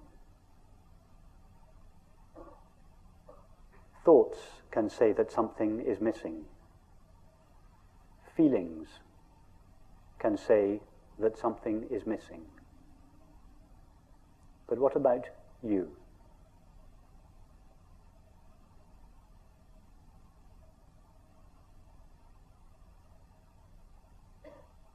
Without referring to thought or feeling, is there the slightest motive in you to avoid the now and replace it with the not now?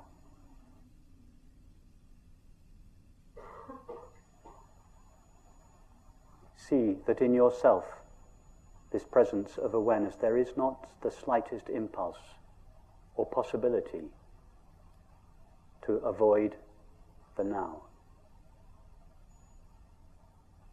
And what do we call this absolute absence of resistance to the now? The absolute absence of resisting what is and seeking what is not. What is the common name we give to this? It is called happiness. We all know that when we are happy, we are by definition not resisting the now and seeking in the past or the future. By happiness, of course, I do not mean a pleasant state of the mind or the body. I mean this absolute impossibility of ourself ever to resist or seek, to resist what is and to seek what is not. So happiness, like peace, is just another name for ourself. It is not a quality that ourself has, it is what ourself is.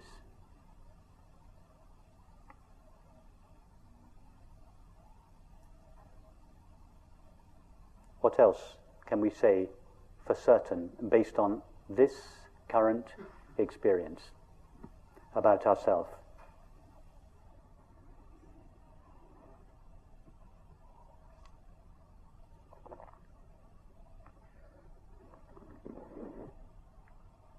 When I was driving here, or being driven here, the day before yesterday,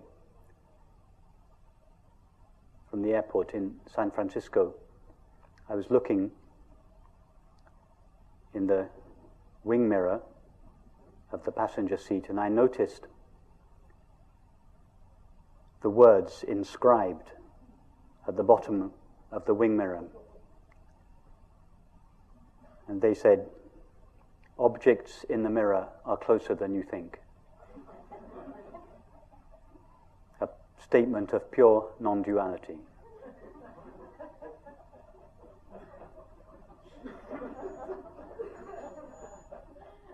Objects that appear in the mirror of consciousness are closer than we think. How close to a mirror are the objects that appear in it?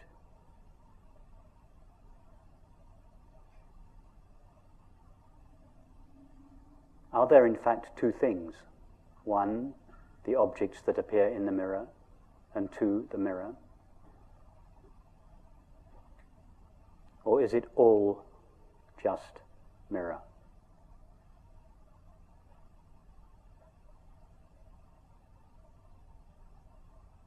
All we know of the apparent mind is the experience of thinking. And thinking is just a modulation of yourself, a modulation of knowing or awareness. All we know of the apparent body is the experience of sensing. And sensing is a modulation of yourself, awareness. All we know of the apparent world is the experience of seeing, hearing, touching, tasting, and smelling. These are all modulations of knowing, modulations of ourself. In other words, we never truly know a mind or a body or a world. These labels are just abstractions that thought superimposes on the intimacy of our experience. From the point of view of experience, which is the only real point of view, experience is much closer, much more intimate, so close as to not admit the possibility of two things. One, myself, awareness, and two, the object that I know. Even that is an abstraction. It may be a useful stepping stone, a halfway understanding to conceive of thoughts, sensations, and perceptions arising in awareness. But nothing arises in awareness.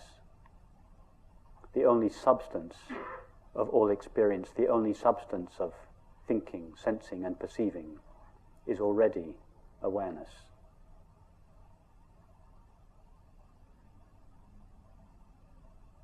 What do we call this absolute absence of two things? A subject that knows and an object that is known.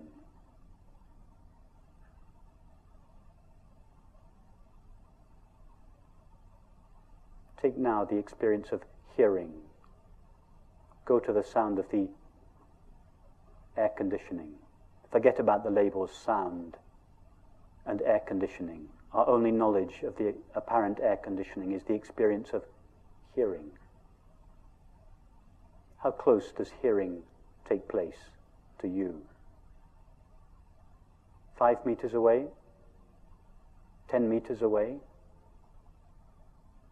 Refer only to your experience, not to what thought tells you about sound. Where is hearing? Is it close? Intimate? And in the experience of hearing, can you find two parts? One part that hears, and another part that is heard? Or is it just one seamless, intimate substance called myself?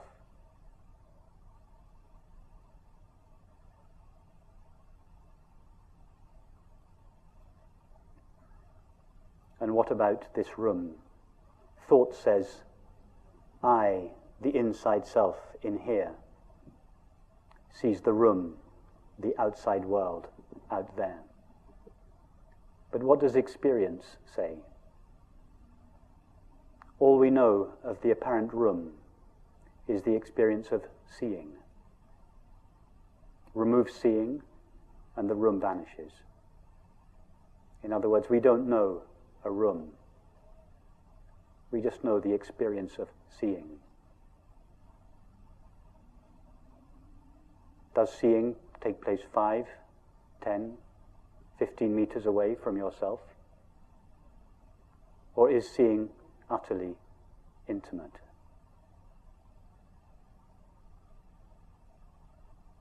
And can you find two parts to the experience of seeing? One part that sees, and another part that is seen? Or is it just one seamless, intimate substance?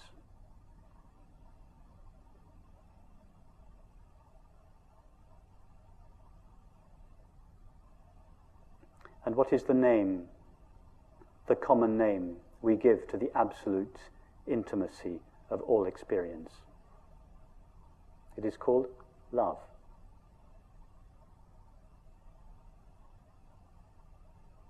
Love is the most familiar experience that we all know, the collapse or dissolution of the sense of a self in here and an object, other, or world out there. The collapse of this sense of separateness, distance, otherness, not me-ness, is what we call love.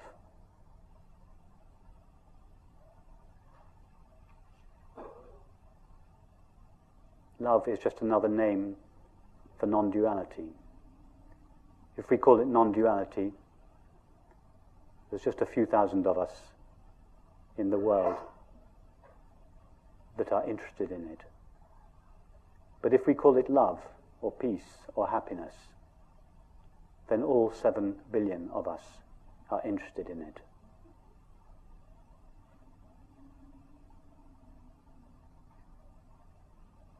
So why is it, if love, peace, happiness are the natural condition of all experience, the substance out of which all experience is made, how is it that it seems not to be experienced?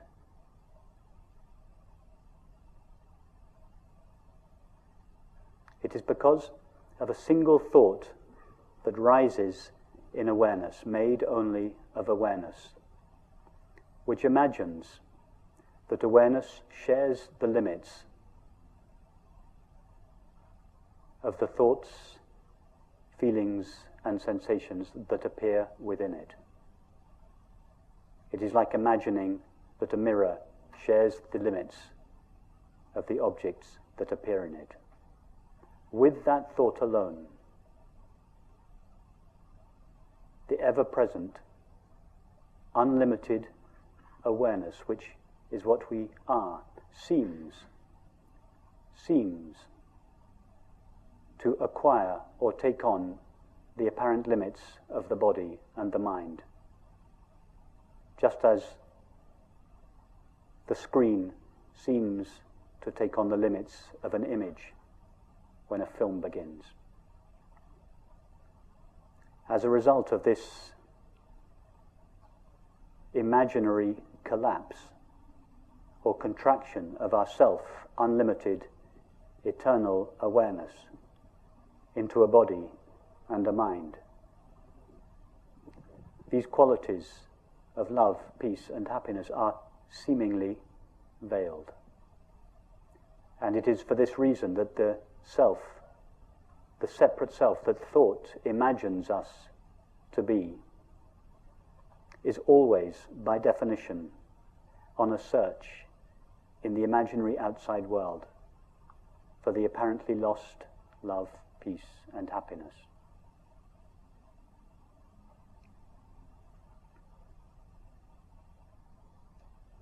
However, this imaginary inside self cannot, by definition, find the love that it seeks, because its very presence, its apparent presence, is the veiling of that love. All the separate self seeks is love. In fact, the separate self is not an entity that searches, it is the activity of resisting the now and seeking the not now. All this seeking ever wants is love. But love is the dissolution of this seeking, the dissolution of this imaginary self. In other words, the separate self that seeks love is like a moth that seeks a flame. The flame is all the moth wants, but it is the only thing it cannot have. Because as the moth touches the flame, it dies. That is its way of knowing the flame.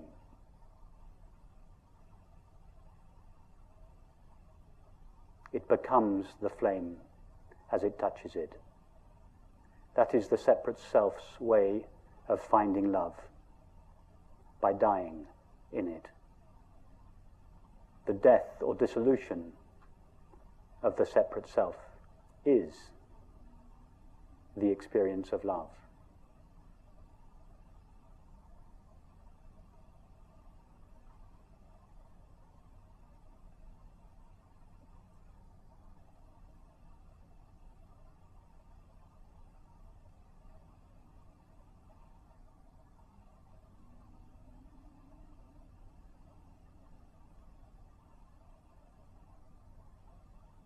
So simply be knowingly this open, empty, luminous presence of awareness, whose nature, whose inherent nature is love, peace, and happiness. Not a love, peace, and happiness that is in the background of experience that has to be sought, but that is shining in full view at the heart of all experience. In fact, experience is made out of this substance called peace or happiness.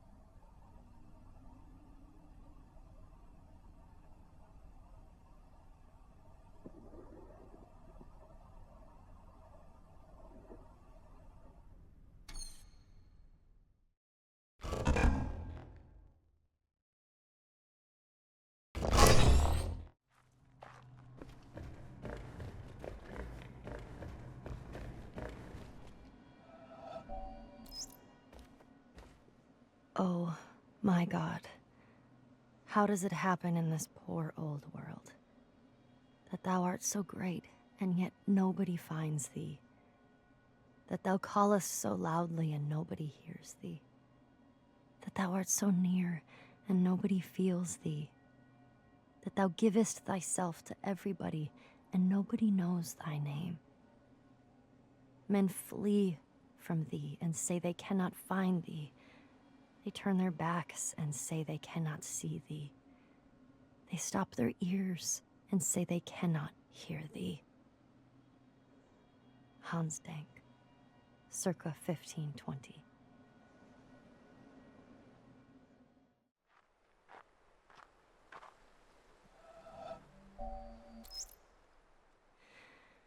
Through many births, I have wandered on and on, searching for, but never finding, the builder of this house.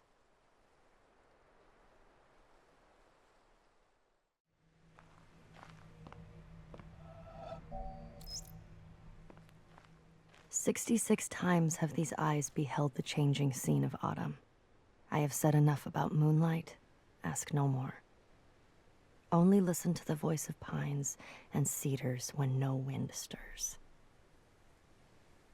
Leonin, 1711.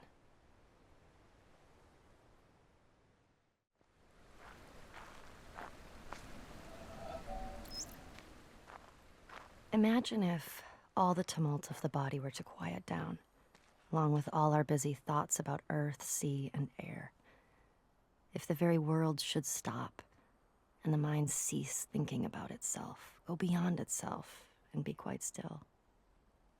If all the fantasies that appear in dreams and imagination should cease, and there be no speech, no sign. Imagine if all things that are perishable grew still.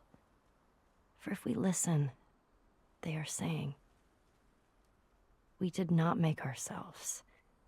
He made us who abides forever. Imagine then that they should say this and fall silent, listening to the very voice of him who made them, and not to that of his creation, so that we should hear not his word through the tongues of men, nor the voice of angels, nor the clouds' thunder, nor any symbol, but his very self, which in these things we love, and go beyond ourselves to attain a flash of that eternal wisdom which abides above all things. And imagine if that moment were to go on and on, leaving behind all other sights and sounds but this one vision, which ravishes and absorbs and fixes the beholder in joy, so that the rest of eternal life were like that moment of illumination which leaves us breathless. Would this not be what is bidden in Scripture? Enter thou into the joy of thy Lord. Augustine of Hippo, circa 400.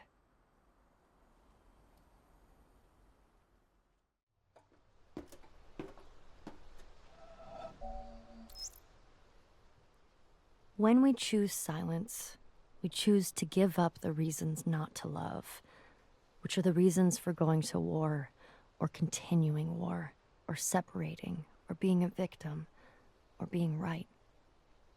In a moment of silence, in a moment of no thought, no mind, we choose to give those up. This is what my teacher invited me to. Just choose silence. Don't even choose love. Choose silence, and love is apparent. If we choose love, we already have an idea of what love is. But if you choose silence, that is the end of ideas. You are willing to have no idea, to see what is present when there is no idea, past, present, future. No idea of love, no idea of truth, no idea of you, no idea of me. Love is apparent. Gangaji, 2009.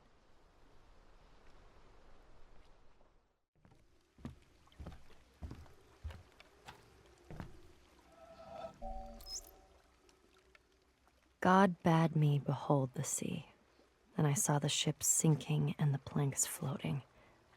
Then the planks too were submerged. And God said to me, those who voyage are not saved. And he said to me, those who, instead of voyaging, cast themselves into the sea, take a risk. And he said to me, those who voyage and take no risk shall perish. And he said to me, in taking the risk, there is a part of salvation. And the wave came and lifted those beneath it and overran the shore. And he said to me, the surface of the sea is a gleam that cannot be reached, and the bottom is a darkness impenetrable. And between the two are great fishes, which are to be feared. Nefari, circa 970.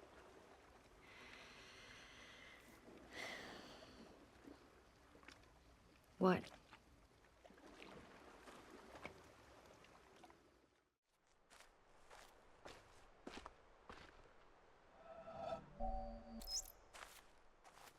I boasted among men that I had known you, They see your pictures in all works of mine. They come and ask me, who is he? I know not how to answer them. I say, indeed, I cannot tell. They blame me, and they go away in scorn. And you sit there, smiling. I put my tales of you into lasting songs. The secret gushes out from my heart. They come and ask me, tell me all your meanings. I know not how to answer them. I say, ah, who knows what they mean? They smile and go away in utter scorn. And you sit there smiling. Rabindranath Tagore, 1910.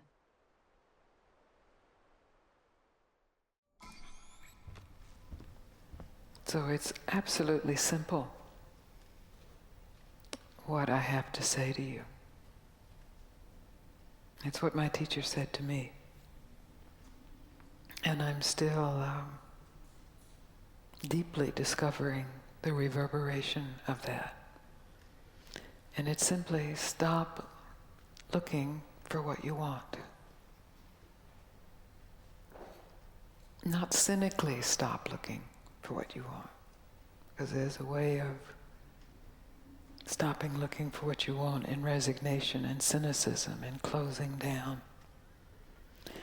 But innocently, openly, stop looking for what you want in this moment, not tomorrow when you have it, but in this moment, to take one moment, whatever it is you want, however mundane or profound, and just stop looking for it. And you will find more than what you could ever want. Because more than what can be wanted is already who you are. It's too simple to be grasped, but absolutely, completely realizable. If, and it is a huge if, of course, you are willing to give up your hope that what you want will be found in the next thought, or the next activity, or the next day, or the next man, or the next woman, or the next teaching, or the next experience. So that's huge. That's the challenge. And I've blessedly traveled to Australia to challenge you in that direction, that directionless direction.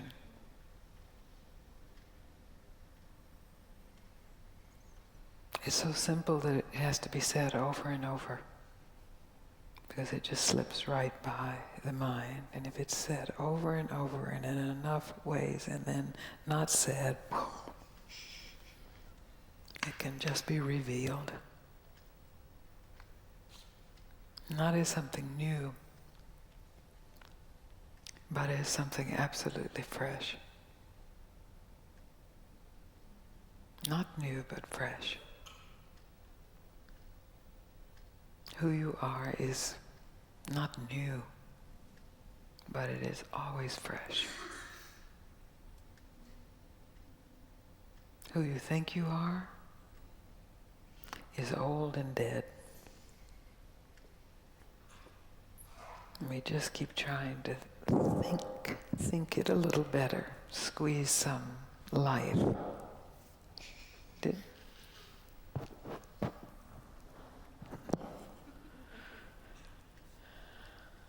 Is that clear? It is? Because that's really the basis of what I have to say. It's not a teaching. It's not a belief system. It's not a way to live your life.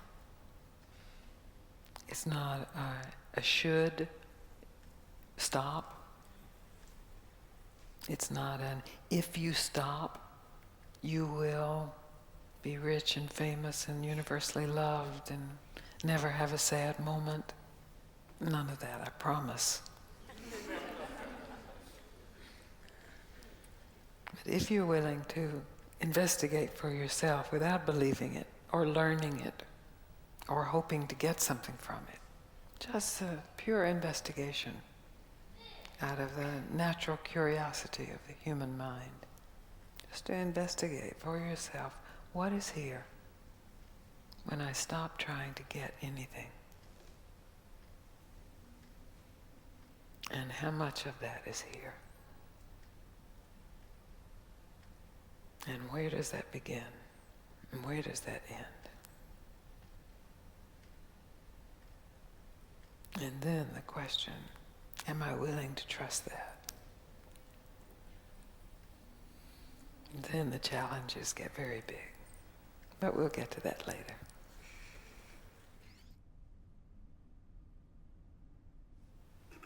Any questions about what I just said? Want me to say it again? You already are everything you want, only maybe not in the way you imagine what you want. And it's that imagination itself that keeps you from discovering that you already are everything you want. So if you just take this evening as an experiment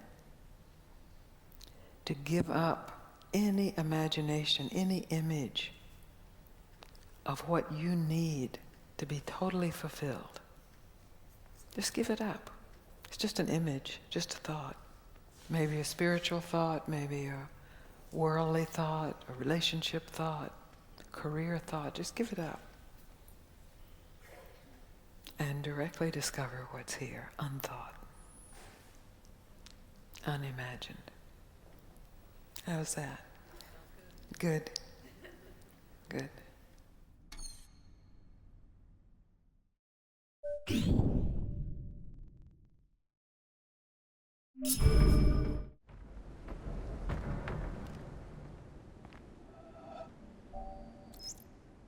It's just the new teapot beeping. It boils fast, but that beep bothers me.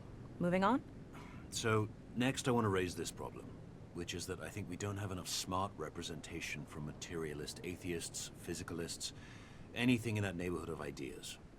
And I've been trying to do something about that, but it's hard. The problem is that most coherent atheists' creeds are focused on defeating some specific idea of God, or are angry about the historical activities of organized religions, rather than, say, from first principles, making a good case for the impossibility of any concept of God, which would be more like what we're after. I'm having the same problem. So many justifications of atheism devolve into assertions of the implausibility of Bible stories. Someone like Bertrand Russell, a very advanced thinker, but his commentary on religion all seems to be like Why I Am Not a Christian. Very limited in scope. It is way too small compared to the vision of God and the pieces we're juxtaposing. Can you repeat that last part? You kind of just dropped out a little bit. Oh, just that it's a very provincial idea of God that's usually advanced in those arguments. Sometimes even a straw man God. And it doesn't have much in common with the God visualized by Cusa or Spinoza or the great Sufis or even Einstein, whoever. So it just doesn't play on the same field. When people are explicitly pushing materialism, they're usually philosophers or writers, not physicists, not people who actually do the frontline work of understanding the physical world. With the heavy hitters in physics, it's very hard. It's hard to find good statements that aren't just arguing against straw men. And it's strange because in the modern age, a reasonable portion of working physicists are atheists. Not all by any means, but a reasonable portion. But it's hard to get strong and articulate statements from that sector. Yeah. I mean, the closest you get is somebody like Feynman, where science gives us a great degree of certainty about certain things, but outside those, it's not a good idea to tell ourselves nice stories and speculate. It's just best to realize we don't know yet about the bigger questions, etc. But we have a lot of Feynman already. Paul Dirac was at least a staunch atheist at one point in his life, but I don't know if he has direct statements on record. Keep an eye out. Dirac was far from a materialist, though. He believed the universe is made out of math. That's an oversimplification, of course. He even mentioned God a few times in an Einstein kind of way. Wow, this is all so crazy because among scientifically educated people, it's the cultural default, right? If you're a scientist or a computer programmer kind of person, atheist materialism is supposed to be the basic belief. If you're not a materialist, you're stupid. But if we can't find anyone who makes a good case for it, how does that happen? Well, it's easy to be convinced of the absurdity of stories in common Christianity, Judaism, whatever. So if that's your picture of spiritual beliefs and you have an aversion to digging too hard into your own worldview, which most of us do, then there you go. Anything that seems religious is goofy Bible stories, and materialism is anti-religious. And it's the general impression that smart people are materialists, and hey, I want to be smart, so case closed. Also, there are all these so-called spiritual people who believe basically anything and try to convince everyone. In addition to goofy Bible stories, did I forget to mention ghost stories, astrologers, spoonbenders, and all kinds of frauds? It's a ton of noise. It makes it almost impossible for an outsider looking in to see high-quality thought in the world of spirituality. If I can even generalize spirituality to one thing. So it's easy, if you're already leaning toward materialism, to see these flaky spiritual people, extrapolate that to all spiritual people, and say all that stuff is garbage. That's how it worked for me, for a while. Okay, but despite all this, there's a large contingent of present-day real scientists who believe in some form of atheist materialism and whose beliefs have been carefully considered. So we need to ensure we respect that viewpoint. It's I so remember frustrating. that. Oh, sorry. No, you go. Oh, I was just gonna say, Carl Sagan has a good piece in Demon Haunted World, where he talks about science as a profound source of spirituality. But he doesn't mean mystical spirituality. He means this pure dedication to truth and the development of a wise perspective on our place in the world. It's nice, and it's a picture of atheism that isn't hostile or contemptuous. Yeah, I read that, and what you're talking about is a beautiful piece, and I tried to get it, but Sagan's people want too much money. Can't we just pay more? No. It would trigger a bunch of most favored nation clauses, and we have to pay everyone a lot more, and we go broke. So, no Sagan for us. It is a shame, since he was such a great thinker, and eloquent, too.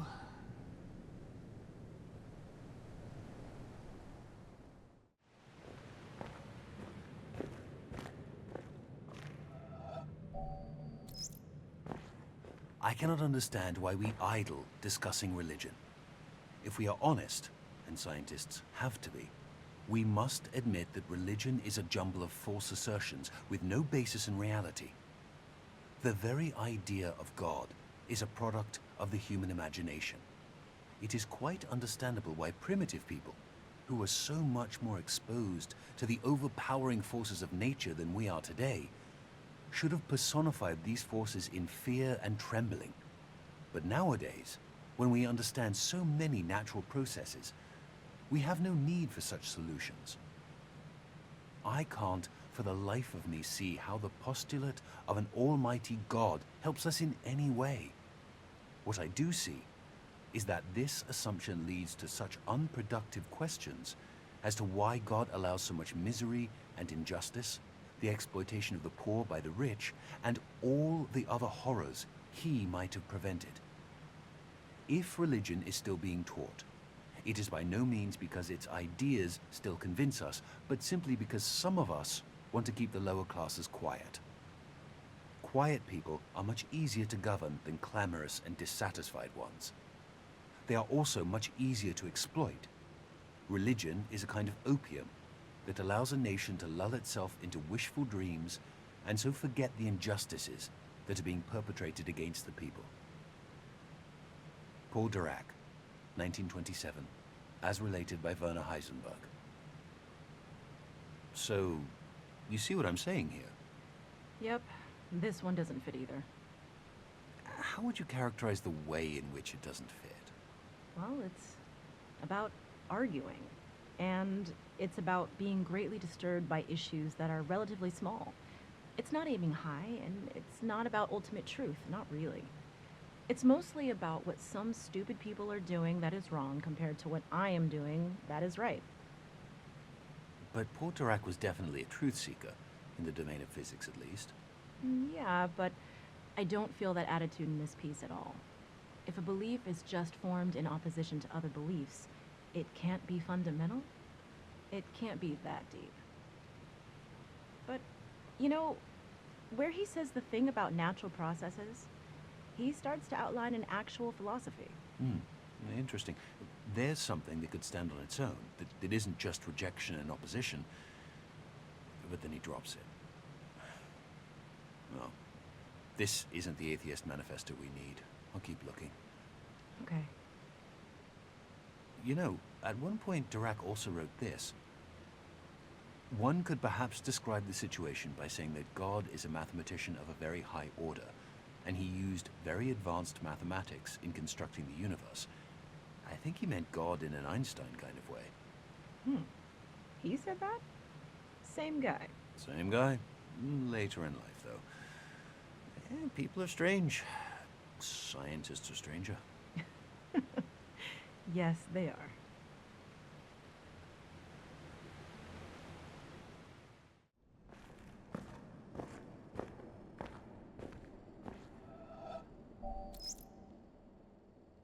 God bade me behold the sea, and I saw the ships sinking and the planks floating. Then the planks too were submerged. And God said to me, "Those who voyage are not saved." And he said to me, "Those who, instead of voyaging, cast themselves into the sea, take a risk." And he said to me, "Those who voyage and take no risk shall perish." And he said to me, "In taking the risk, there is a part of salvation." And the wave came and lifted those beneath it and overran the shore. And he said to me, "The surface of the sea is a gleam that cannot be reached, and the bottom is a darkness impenetrable. And between the two are great fishes, which are to be feared." Nefari, circa 970.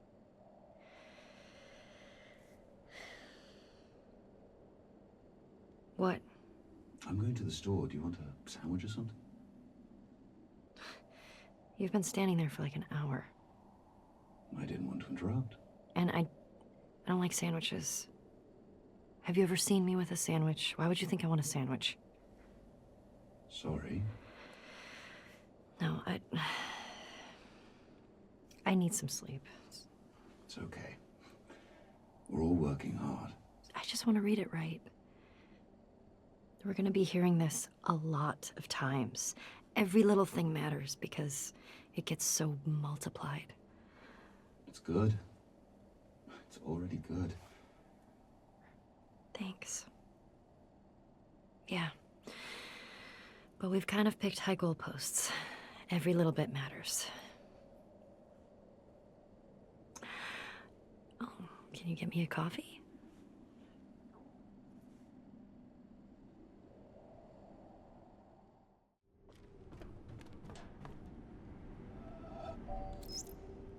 Just reading these well, picking the right takes, placing them. Yeah, I don't think it pays to be too neat. We want to leave some traces of us for the intrepid to find. What do you mean? Any visitor to that island is going to hear quite a lot of us, if they poke around. Oh yeah, no, sure, but I mean, showing what's happening behind the scenes a little bit to ensure we keep some authenticity. Because if we get too concerned with saying a bunch of wise things in the least personally revealing way, then we're basically putting up a front, in danger of it becoming a false front. It's it's a slippery slope, and you know how easily we could slide into pomposity. I mean, nobody wants that, but would we notice if it happened? Or are we too close to the project? Look, I just think if we include some of our interactions, show that we aren't these transcendent, perfect beings, that we get stuck sometimes. We get into arguments or get depressed. Then at least it's not a false front. At least we're not hiding. Authenticity is good, yes, but you can find human drama anywhere. I mean, we're drowning in it from day to day. We're supposed to be building a quiet environment away from drama, not celebrating it. Look, these are objects of contemplation. These are about focus and clarity. We agreed at the outset. Yeah, I know. And I don't want to change any of that. Just a little added twist, you know, tucked away deep. It doesn't have to be drama, it's just reality. Reality. So what, we should record a meeting and stick it in? Maybe. But we already have some good stuff. Oh, like that little encounter the other week where you offered to buy a girl a sandwich? Oh. Her mic was running, so it's in the archive. Look, it's fine. In context, it's perfect. Because we're not lecturing from on high. These recordings are part of an endeavor built by human beings. And they aspire to truth with a capital T. But we also have to remember that they cannot actually get there. We should be clear to the intrepid that we know this. I think it'll make it better. Okay, sure. We'll at least see how it feels. I mean, on that island, we are going to be in very susceptible states. So, be careful with it. Okay. It seems I get to be the pioneer of being mildly embarrassed. Oh, and also, I should probably let you know, I'm recording this conversation right now. Oh, come on. No, I'm serious. Oh. What? It will make it better, trust me.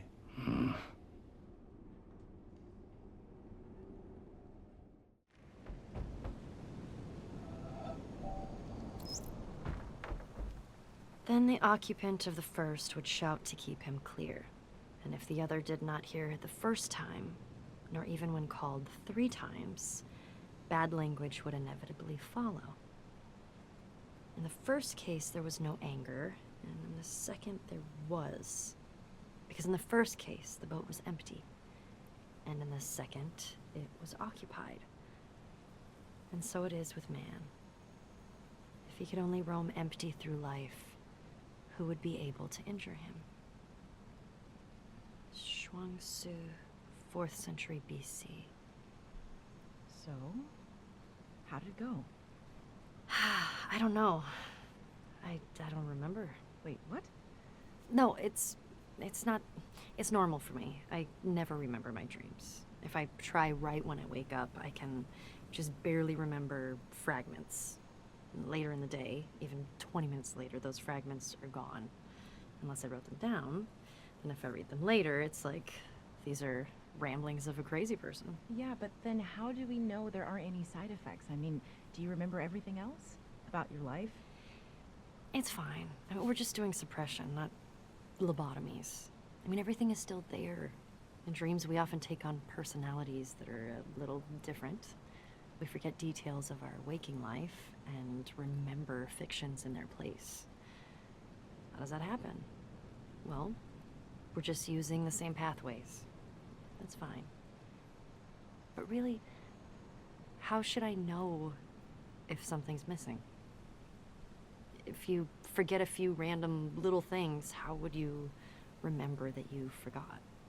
Nothing big is missing. I don't think.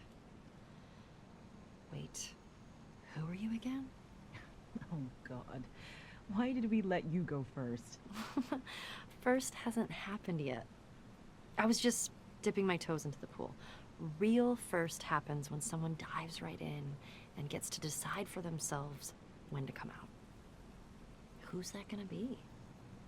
You?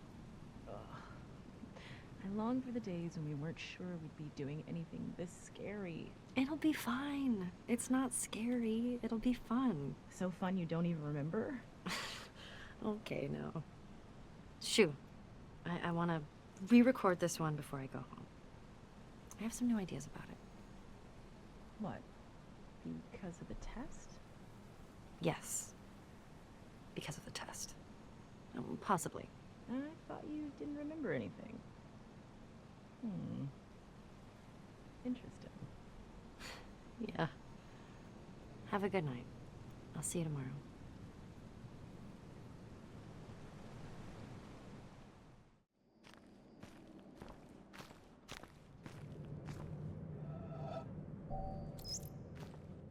The concept of a clock enfolds all succession in time.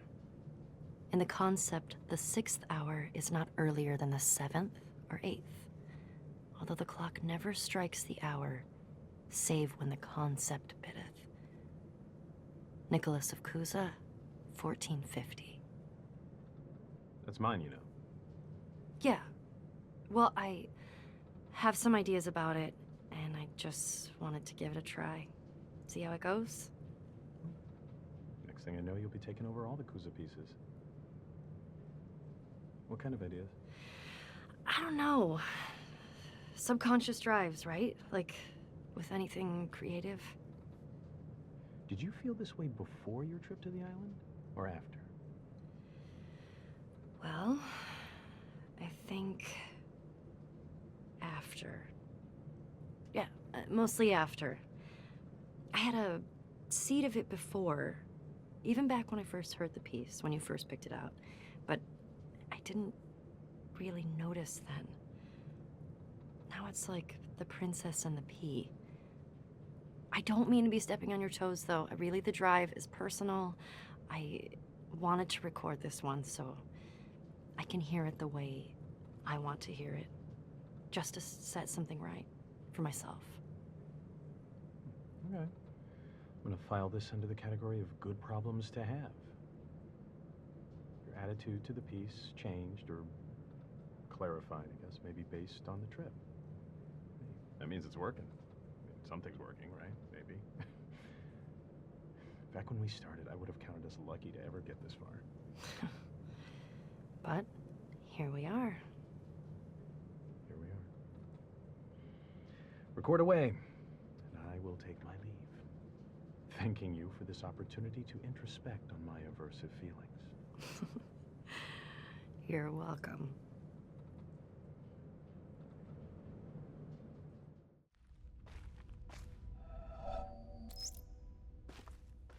I thought my voyage had come to its end, at the last limit of my power, that the path before me was closed, the provisions exhausted, and the time come to take shelter in silent obscurity.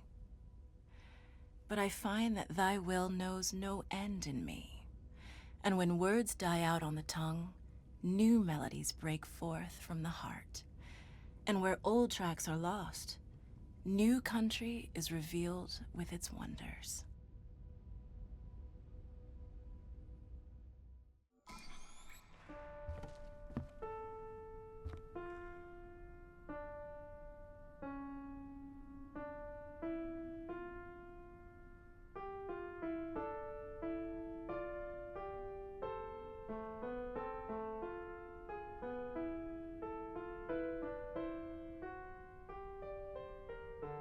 How many of you here have personally witnessed a total eclipse of the sun? To stand one day in the shadow of the moon is one of my humble goals in life. The closest I ever came was over 30 years ago. On February 26, 1979, a solar eclipse passed directly over the city of Portland. I bought my bus tickets and found a place to stay, but in the end, I couldn't get the time off work. Well, anyone who lives in Portland can tell you that the chances of catching the sun in February are pretty slim. And sure enough, the skies over the city that day were completely overcast. I wouldn't have seen a thing. That work I couldn't get out of was my first job out of college. A sales clerk at an old Radio Shack store in beautiful downtown Worcester, Massachusetts. On my very first day behind the counter, a delivery truck pulled up to the front of the store. They carried in a big carton, upon which was printed the legend TRS-80. It was our floor sample of the world's first mass-market microcomputer. The TRS-80 Model 1 had a Z80 processor clocked at 1.7 MHz, 4,096 bytes of memory, and a 64-character black and white text display. The only storage was a cassette recorder. All this could be yours for the low, low price of $599. The store I was working in had seen better days. At one time, it had been near the center of a thriving commercial district. But like so many other New England cities, the advent of shopping malls had, by the early 70s, turned it into a ghost town.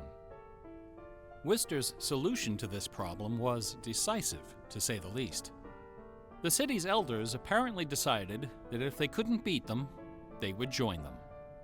And so, several square blocks at the heart of the city were bulldozed into oblivion, destroying dozens of family businesses, including the site of a pharmacy once operated by my great-grandfather.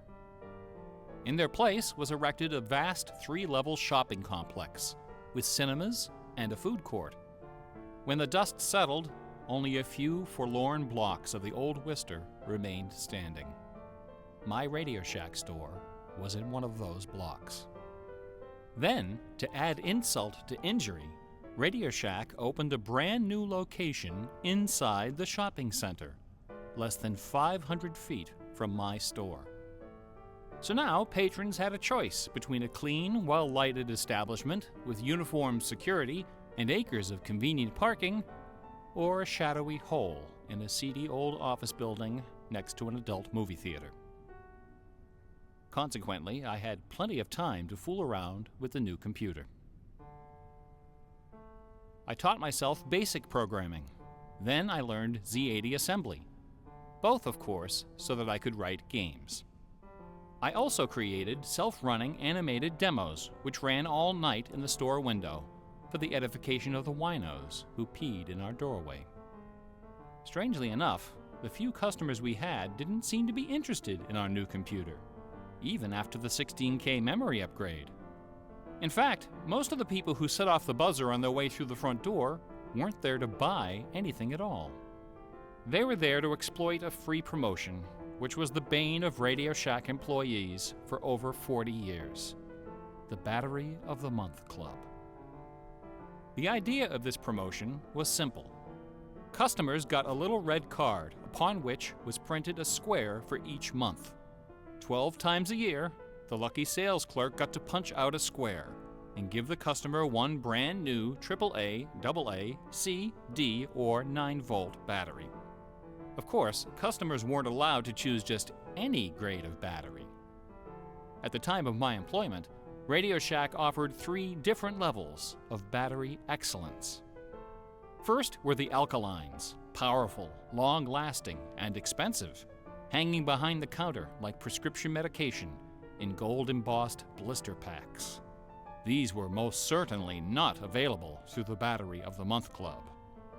Next were the high-end lead batteries, sturdy, dependable batteries, moderately priced, and prominently displayed near the front of the store. These were also not available through the Battery of the Month Club. Finally, at the bottom of the barrel were the standard lead batteries. These were literally piled in barrels, cunningly located way at the back of the store, in a dark corner near the TV antennas. Remember TV antennas? Customers who came in looking for their free Battery of the Month had to walk the entire length of the premises, past the CB radios and stereo headphones and remote-controlled racing cars. Nothing would stop them. On the first day of every month, like clockwork, those customers came in waving their little red cards. I would look up from my programming and wave them to the back of the store. It didn't matter that the batteries were only worth 29 cents. It didn't matter that most of them were already half dead. They came, they grabbed. And as far as I can remember, not one of them ever paid for a damned thing. I was such a crappy salesman. I was young and foolish. I thought my education in game design was happening at the keyboard. I almost missed the lesson coming through the front door. Fortunately, I wasn't the only person fooling around with games on micros. All over the country, people like me were experimenting. Scott Adams was coding what would soon become the world's first commercial adventure game. Remember adventure games? My future employer, Infocom, was being founded, along with other legendary companies like Online Systems, Sirius, Personal Software, and SSI. Those were exciting times. Teenagers were making fortunes. Games were cheap and easy to build. The slate was clean. But in 1979, the biggest news in gaming had nothing to do with computers. On the morning of the autumn equinox, September 20th, a new children's picture book appeared in the stores of Great Britain. This picture book was rather peculiar. It consisted of 15 meticulously detailed color paintings, illustrating a slight, whimsical tale about a rabbit delivering a jewel to the moon. On the back jacket of the book was a color photograph of a real jewel, shaped like a running rabbit, 5 inches long, fashioned of 18-karat gold, suspended with ornaments and bells, together with a sun and moon of blue quartz. According to the blurb underneath, this very jewel had been buried somewhere in England. Clues pointing to its location were concealed in the text and in the pictures of the book. The treasure would belong to whoever found it first. The book was called Masquerade. It was created by an eccentric little man with divergent eyes and a talent for mischief named Kit Williams. Within days, the first printing was sold out, and the empire that never sleeps found itself in the grip of rabbit fever. Excited readers attacked the paintings with rulers, compasses, and protractors. Magazine articles and TV specials dissected the clues, floated theories, and followed with keen delight the reckless exploits of the fanatics. One obscure park, unfortunately known by the nickname Rabbit Hill, was so riddled with holes excavated by misguided treasure seekers that the authorities had to erect signs assuring the public that no gold rabbits were to be found there. Some hunters ended up seeking psychological counseling for their obsession. The craze leapt over the Atlantic Ocean and invaded America, France, Italy, and Germany. It sold over 1 million copies in a few months, a record unrivaled by any children's title until the advent of Harry Potter. Over 150,000 copies were sold in foreign translations, including 80,000 copies in Japanese, despite the fact that the puzzle was only solvable in English. It didn't matter that the Masquerade jewel was only worth a few $1,000s. Many seekers spent far more than that in their months of exploration and travel. It was the thrill of the chase, the possibility of being the one. Treasure hunts, secret messages, and hidden things seem to exert an irresistible appeal. They're fun to look for and to talk about, and this fact of human psychology has been exploited in computer games since the earliest days.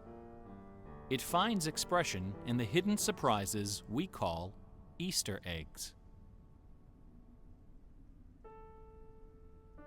Atari's Stephen Wright is credited with coining this term in the first issue of Electronic Games magazine.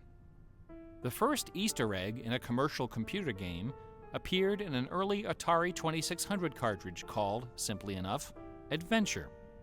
By a sequence of unlikely movements and obscure manipulations, players could discover a secret room where the words "created by Warren Robinette" appeared in flashing letters.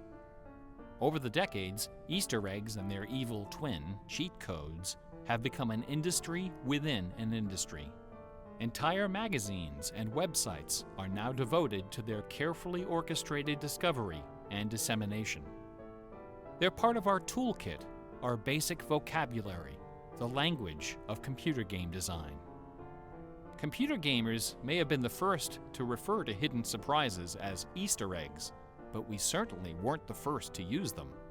Painters, composers, and artists of every discipline have been hiding stuff in their works for centuries. The recent advent of VCRs and Laserdisc players with freeze-frame capability exposed decades of secret Disney erotica.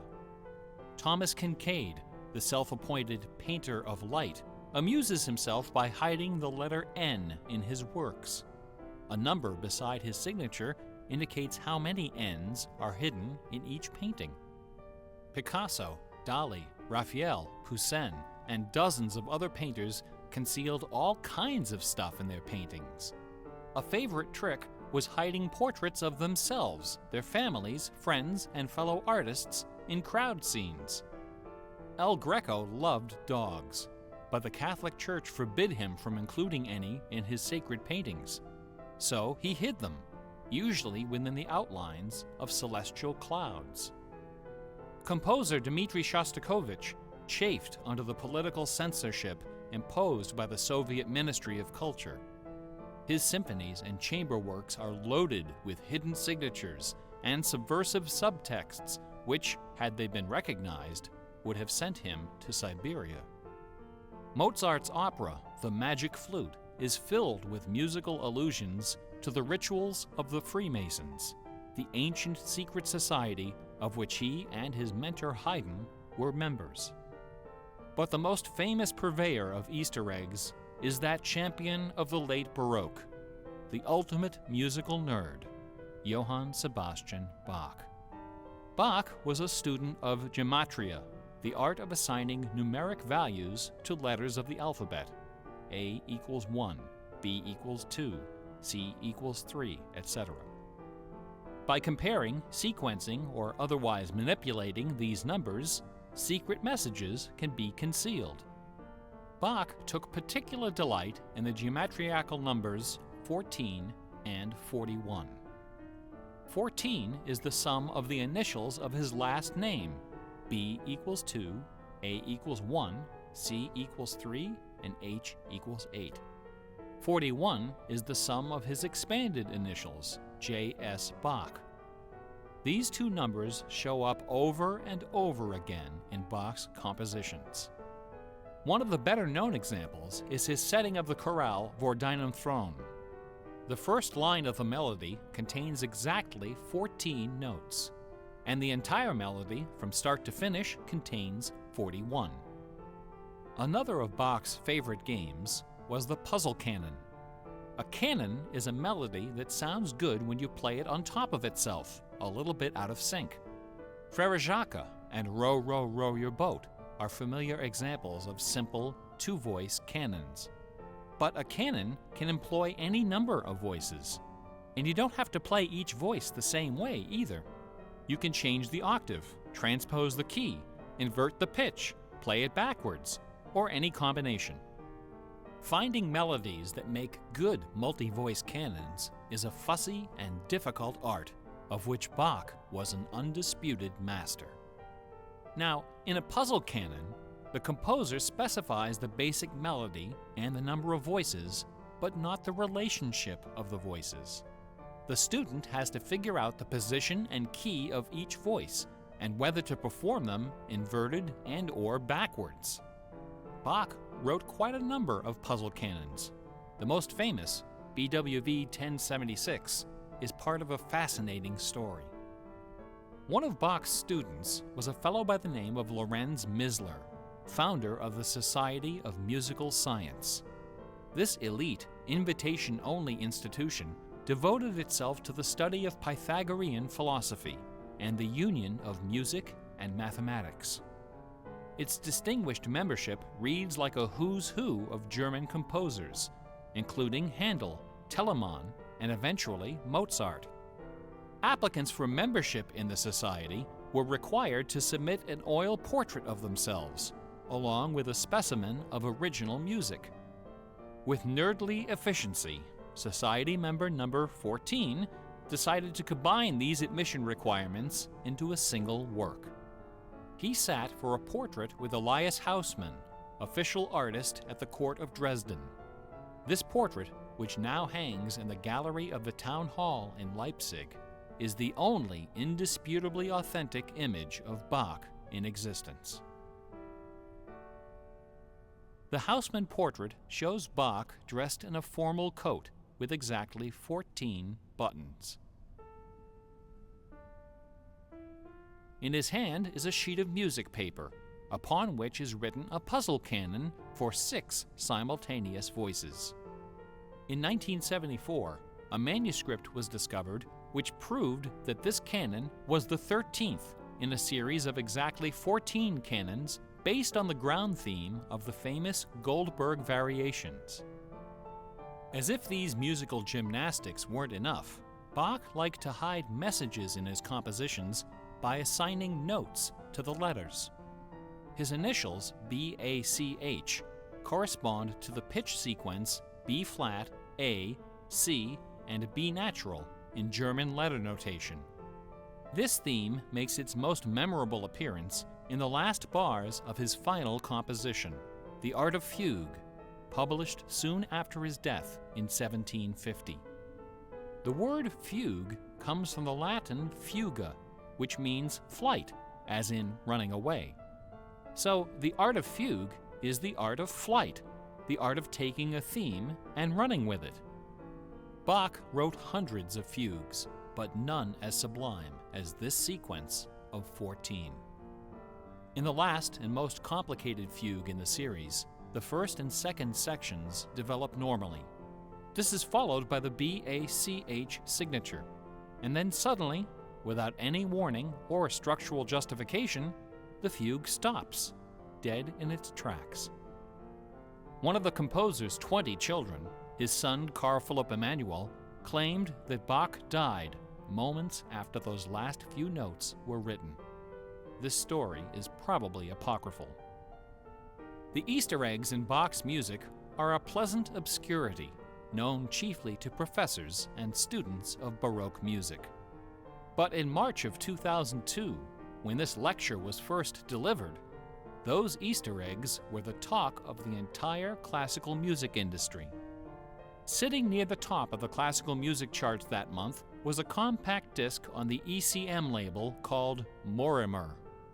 It was performed by the Hilliard Choral Ensemble, together with a talented but, until then, little-known violinist, Christoph Poppen. The music on Morimer is based on a geometrical analysis of Bach's Partita in D minor for solo violin. This analysis, by German professor Helga Thon, assigns numeric values to the duration of notes, the number of bars, and the German letter notation of the partita. In doing so, she claims to have discovered the complete text of several liturgical ceremonies encoded in the notes. The CD presented these hidden texts superimposed over the original music. The result was strangely melancholy, dark, haunting, and very, very popular. Quite a few music critics attacked this disc. They didn't buy Professor Thon's analysis, dismissing it as a combination of numerology and canny marketing. Their caution was not without basis. Numerology is a slippery slope down which many a fine mind has slid to its doom. Allow me to offer an amusing anecdote from my own experience. Back in the early 90s, before the internet took off, one of the more popular online bulletin board systems was a service called Prodigy. I bought an account on Prodigy so I could join a fraternal interest group and gossip with fellow members around the country. One day, a stranger appeared on our bulletin board. Right away, I knew we were in trouble. This fellow, whose name was Gary, began spouting all kinds of apocalyptic nonsense about worldwide conspiracies, secret societies, and devil worship. At first, we tried to be polite. We questioned his sources, corrected his histories, logically refuted his claims, and tried to behave in a civilized manner. But instead of soothing him, our attention only made him worse. His conspiratorial warnings became urgent, approaching hysteria. He began to threaten people who disagreed with him. To coin a phrase, Gary went all uppercase. But his most urgent warnings weren't about the gays, the Jews, the Rockefellers, or the Illuminati. According to Gary, the greatest enemy of mankind was Santa Claus. Gary claimed to possess a secret numerical formula that proved beyond a shadow of a doubt that Santa Claus was an avatar of the Antichrist. Intrigued, we pressed Gary to reveal his formula. In doing so, we walked right into his trap. We should have known he had a book to sell. I fell for it. I sent him the $15. Less than a week later, the book arrived. Above an ominous photograph of the Washington Monument was emblazoned the title, 666, The Final Warning. Inside this privately printed 494-page monster, Gary reveals a simple geometrical formula, which he claims was developed by the ancient Sumerians. This formula assigns successive products of 6 to each letter of the alphabet. A equals 6, B equals 12, C equals 18, etc. Imagine my dismay when I applied this ancient formula to the name Santa Claus and obtained the blasphemous sum of 666, the biblical number of the beast. I went on Prodigy and reported to the stunned members of our interest group that Gary was right after all. There could be no doubt that according to the unimpeachable wisdom of ancient Samaria, Santa Claus was the Antichrist. I then went on to point out several other names which, when submitted to Gary's formula, also produced the sum 666. Names like St. James, New York, and New Mexico. Soon the bulletin board was filled with discoveries like computer, Boston tea, and most sinister of all, sing karaoke. Gary left us alone after that. I got my $15 worth. But Gary is hardly the first person to connect secret codes to the Bible. People have been looking for Easter eggs in the Bible for hundreds of years. The Hebrew mystical tradition of Kabbalah can be described as a geometrical meditation on the Pentateuch, the first 5 books of the Old Testament. The advent of computers has made the application of numerology to the Bible fast and efficient. The latest spate of Bible searching was instigated by a book published in 1998 by Michael Drosnin, a former Wall Street Journal reporter. His book, The Bible Code, applied a skip cipher in which every nth character in a text is combined to form a message. By applying his skip cipher to the Hebrew text of the Old Testament, Drosnin claimed to have discovered predictions of World War II, the Holocaust, Hiroshima, the assassination of Yitzhak Rabin and both Kennedys, the moon landing, Watergate, the Oklahoma City bombing, the election of Bill Clinton, the death of Princess Di, and the comet that collided with Jupiter. He also found predictions of a giant earthquake in LA, a meteor hitting the Earth, and nuclear Armageddon, all scheduled to occur before the end of the last decade. The Bible Code spent many weeks on the bestseller lists, spawning several sequels and dozens of imitators. The Bible has certainly attracted its share of crackpots, but for the real hardcore egg hunters, nothing can rival the ingenuity, the tenacious scholarship, the stubborn zeal of those who seek the answer to the ultimate literary puzzle, a poisonous conundrum that has squandered fortunes, destroyed careers, and driven healthy, intelligent scholars to the brink of madness and beyond. Who wrote Shakespeare? The essays and books devoted to the Shakespeare authorship problem are sufficient to fill a large library. Several such libraries actually exist. Not even a day-long tutorial, much less an hour lecture, can begin to do justice to this complex, bizarre, and dangerously tantalizing story. Nevertheless, for the unacquainted, I will attempt to summarize the issue in a few paragraphs. The undisputed facts of Shakespeare's life and career could be scribbled on the back of a cocktail napkin. We know for a fact that a man named William Shakespeare was born in 1564 in or around the village of Stratford-upon-Avon. We know that he had a wife and at least 3 children. We know he bought property in Stratford, was involved in several lawsuits with his neighbors, and died there in 1616, aged 52. We also know that during those same years, a man with a last name similar to Shakespeare worked as an actor on the London stage, eventually becoming co-owner of some of the theaters there.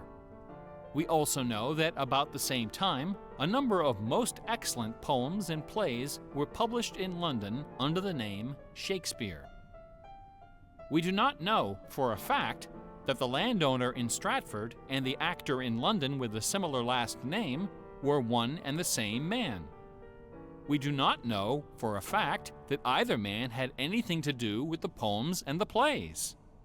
All we know is that those poems and plays have, in the 400 years since their composition, come to be regarded as a pinnacle of Western culture. The works attributed to Shakespeare appear to have been written by a man or woman who knew something about just about everything. They're filled with references to mythology and classic literature, games and sports, war and weapons of war, ships and sailing, the law and legal terminology, court etiquette, statesmanship, horticulture, music, astronomy, medicine, falconry, and, of course, theater. Therein lies the problem. How could a farmer's son of uncertain schooling, from a mostly illiterate country village, a man of practically no account at all, wield such encyclopedic learning, with so much eloquence and wit, so much wisdom and human understanding? For the first 150 years, nobody questioned the traditional history of the bard. Then, in the late 18th century, Reverend James Wilmot, a distinguished scholar who lived just a few miles north of Stratford, decided to write a biography of the famous playwright. Dr. Wilmot believed that a man as well educated as Shakespeare must have owned a fairly extensive library, despite the fact that not a single book or manuscript is mentioned in his will. Over the years, he speculated, some of those books must have found their way into local collections. And so, the good Reverend Doctor scoured the British countryside, taking inventory of literally every bookshelf within 50 miles of Stratford. Not a single book from the library of William Shakespeare was discovered. Neither were there found any letters to, from, or about Shakespeare. Furthermore, no references to the folklore, local sayings, or distinctive dialect of the Stratford area could be found in any of Shakespeare's writings. After 4 years of painstaking research, Dr. Wilmot concluded, to his own dismay, that only one person contemporary with Shakespeare of Stratford had ever demonstrated the wide-ranging education and expressive talent needed to compose those poems and plays. That man was the multilingual author, philosopher, and statesman, inventor of the scientific method, chancellor to the courts of Queen Elizabeth and King James, Sir Francis Bacon. Dr. Wilmot never dared to publish his theory, but before he died, he confided it to a friend, James Cowell, who who, in 1805, repeated it to a meeting of the Ipswich Philosophical Society. The members of the society were suitably outraged, and the scandalous matter was quickly forgotten. Then, in 1857, a lady from Stratford, Connecticut, published a book called The Philosophy of the Plays of Shakespeare Unfolded. In this book, Miss Delia Bacon, no relation to Francis, claimed that the works of Shakespeare were written by a secret cabal of British nobility, including Sir Walter Raleigh and Sir Philip Sidney, as well as Sir Francis Bacon. Delia Bacon's book electrified the world of letters. Battle lines were drawn between the orthodox Stratfordians and the heretical Baconians. Literary societies and scholarly journals were formed to debate the evidence. Hundreds of pamphlets, newspaper articles, and essays were published defending each side and ridiculing the opposition with that self-aggrandizing viciousness peculiar to tenured academics. Armed with her explosive book, Delia Bacon journeyed to Stratford-upon-Avon and, unbelievably, obtained official permission to open Shakespeare's grave. However, when the moment came to actually lift the stone, Delia's self-doubt precipitated a catastrophic nervous breakdown. She later died penniless in a madhouse. Around 1888, things began to get a bit out of hand. U.S. Congressman Ignatius Donnelly of Minnesota became interested in the Shakespeare controversy. One day, browsing through his facsimile copy of the First Folio of 1623, he noted that the word bacon appeared on page 53 of the Histories and also on page 53 of the Comedies. He also noted that Sir Francis Bacon had written extensively on the subject of cryptography.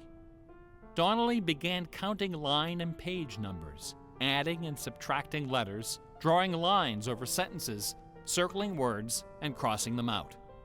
The result was a complex and virtually incomprehensible algorithm, which he claimed was invented by Bacon to hide secret messages inside the First Folio.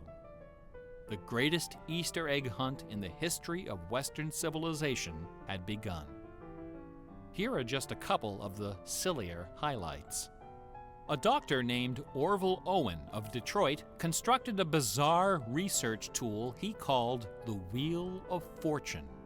This wheel consisted of two giant wooden spools wrapped with a strip of canvas 2 feet wide and 1,000 feet long. Onto this canvas, he glued the separate pages of the complete works of Bacon, Shakespeare, Marlowe, Greene, Peele, and Spencer, together with Burton's Anatomy of Melancholy.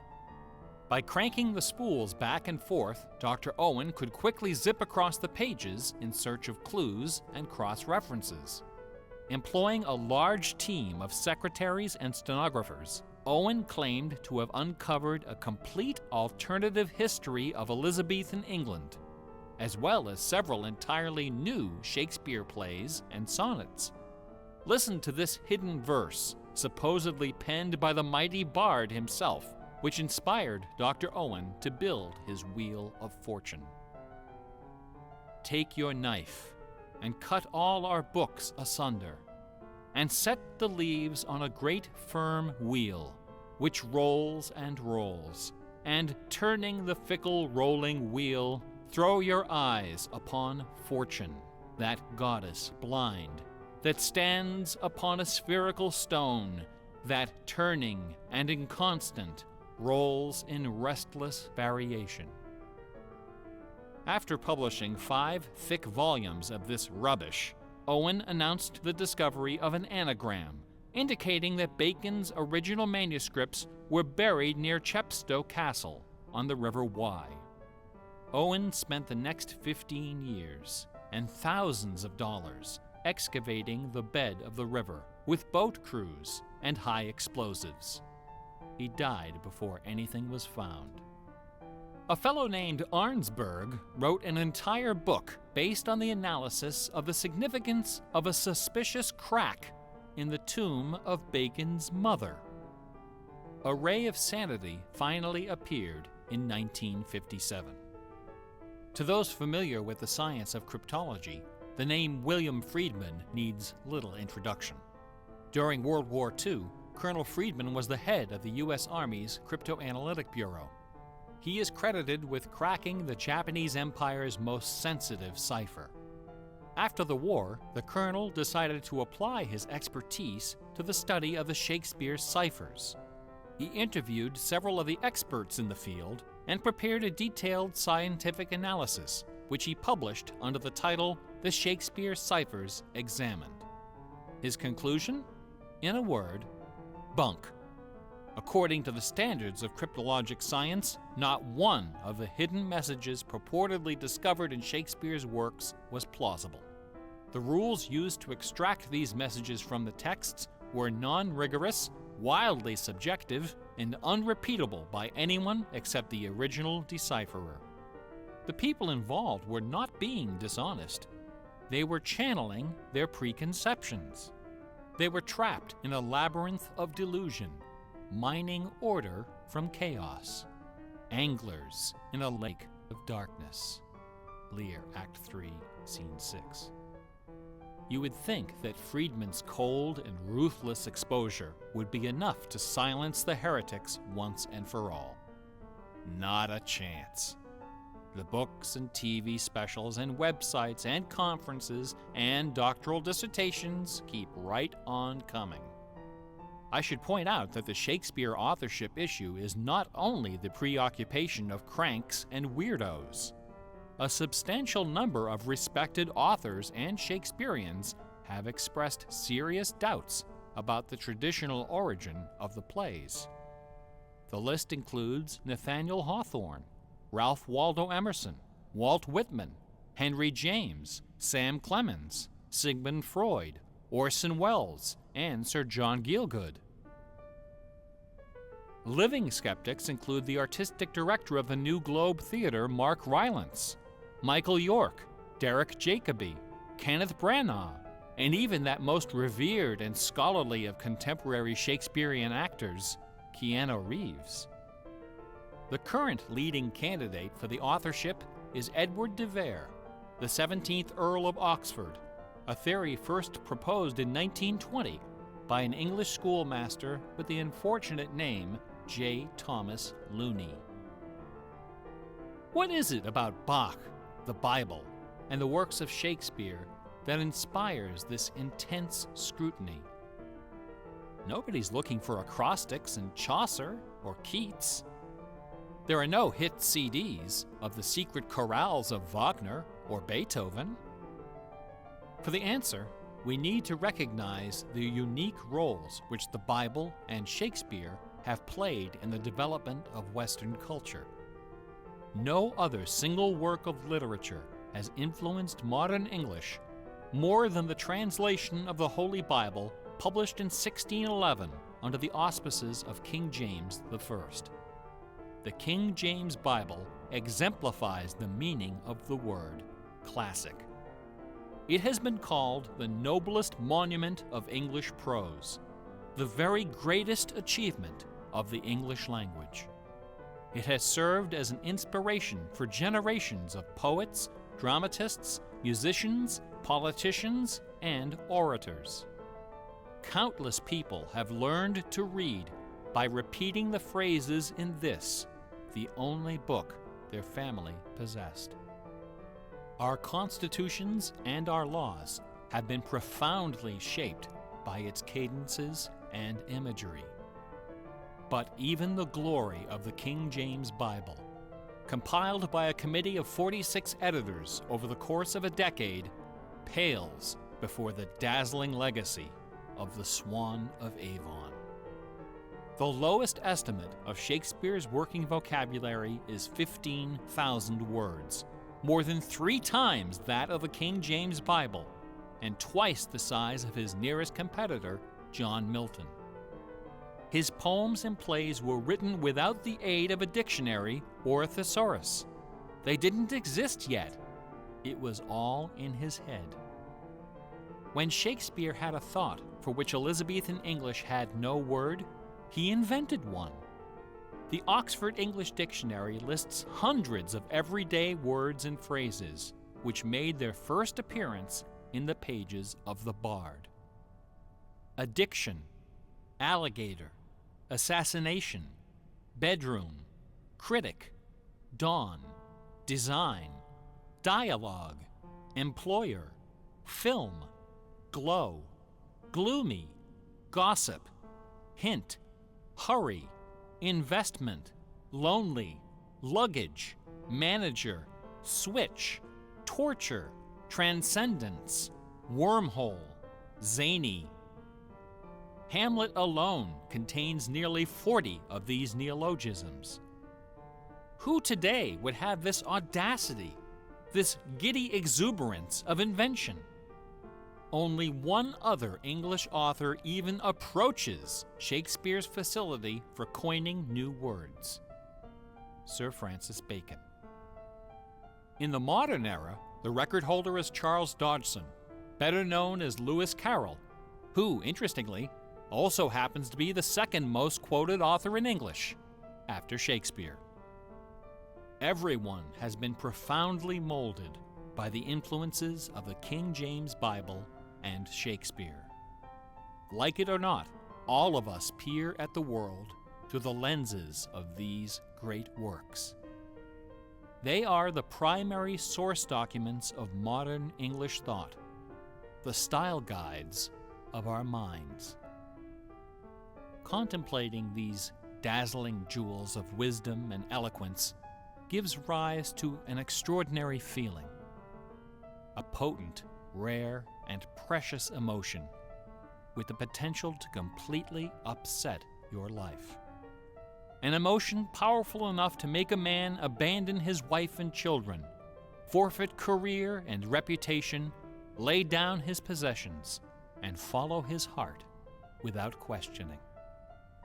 That sweet, sweet fusion of wonder and fear, irresistible attraction, and soul-numbing dread known as awe.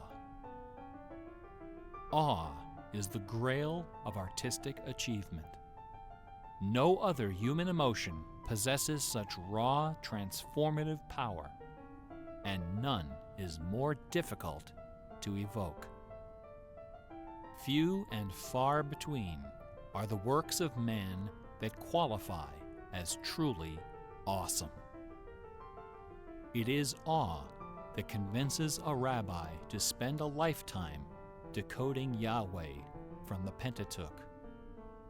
Awe that sends millions of visitors each year to the pyramids of Giza, Guadalupe, and Mecca. It was awe that drove poor Delia Bacon to her doom. Now, please don't come away from this lecture thinking that the key to awesome game design is the installation of Easter eggs. Ordinary games with their contrived Easter eggs and cheat codes are like the Battery of the Month Club. You have to trudge down to the back of the store to get what you really came for. If superpower is what people really want, why not just give it to them?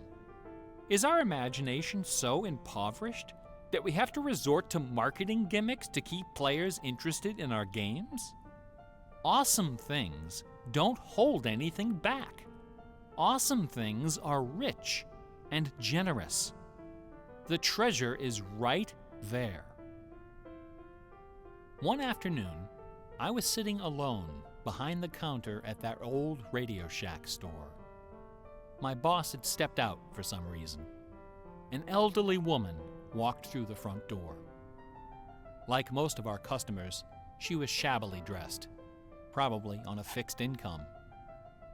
I assumed she was there for her free battery, but instead, she placed a portable radio on the counter. This little radio came from the days when they boasted about the number of transistors inside on the case. It was completely wrapped in dirty white medical tape. The woman looked at me and asked, "Can you fix this?"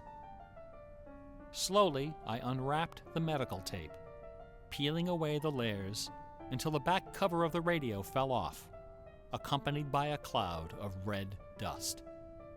The interior of the radio was half eaten away by battery leakage and corrosion. I looked at the radio.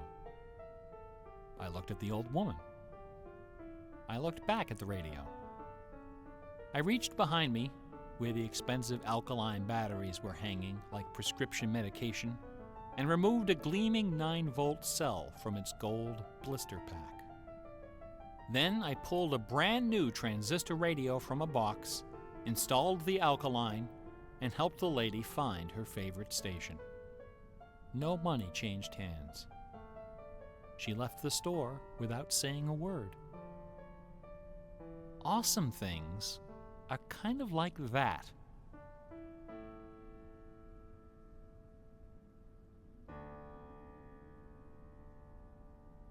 Bach offered his students very specific insight into the source of awe. In addition to BACH, 2 other sets of initials are also associated with Bach's music. These initials are not hidden in the notes. Instead, they're scrawled right across the top of the manuscript for the whole world to see. The initials are SDG and JJ. SDG stands for the Latin phrase Sole Deo Gloria, to the glory of God alone. JJ stands for Jesu Juva, help me, Jesus. Bach wrote all of his great masterpieces sub specie eternitatis, under the aspect of eternity. He did not compose only to please his sponsors or to win the approval of an audience. His work was his worship. Bach once wrote, "Music should have no other end and aim than the glory of God and the recreation of the soul. Where this is not kept in mind, there is no true music, but only an infernal clamor and ranting." The name of the power that moves you is not important. What is important is that you are moved. Awe is the foundation of religion. No other motivation can free you from the limits of personal achievement. Nothing else can teach you the art of flight. Computer games are barely 40 years old. Only a few words in our basic vocabulary have been established. A whole dictionary is waiting to be coined. The slate is clean. Someday soon, perhaps even in our lifetime, a game design will appear that will flash across our culture like lightning. It will be easy to recognize. It will be generous, giddy with exuberant inventiveness. Scholars will pick it apart for decades, perhaps centuries. It will be something wonderful, something terrifying, something awful. A few years ago, I was invited to speak at a conference in London. My wife joined me, and we took a day off for some sightseeing. We decided to visit England's second biggest tourist attraction, Stratford-upon-Avon. It was cold and rainy when our train arrived. Luckily, most of the attractions are just a short walk from the station. We visited Shakespeare's birthplace, a charming old house along the main street, which attracts millions of pilgrims every year, despite the complete lack of any evidence that Shakespeare was born there or even lived anywhere near it. We went past the school where Shakespeare learned to read and write, although no documents exist to prove his attendance.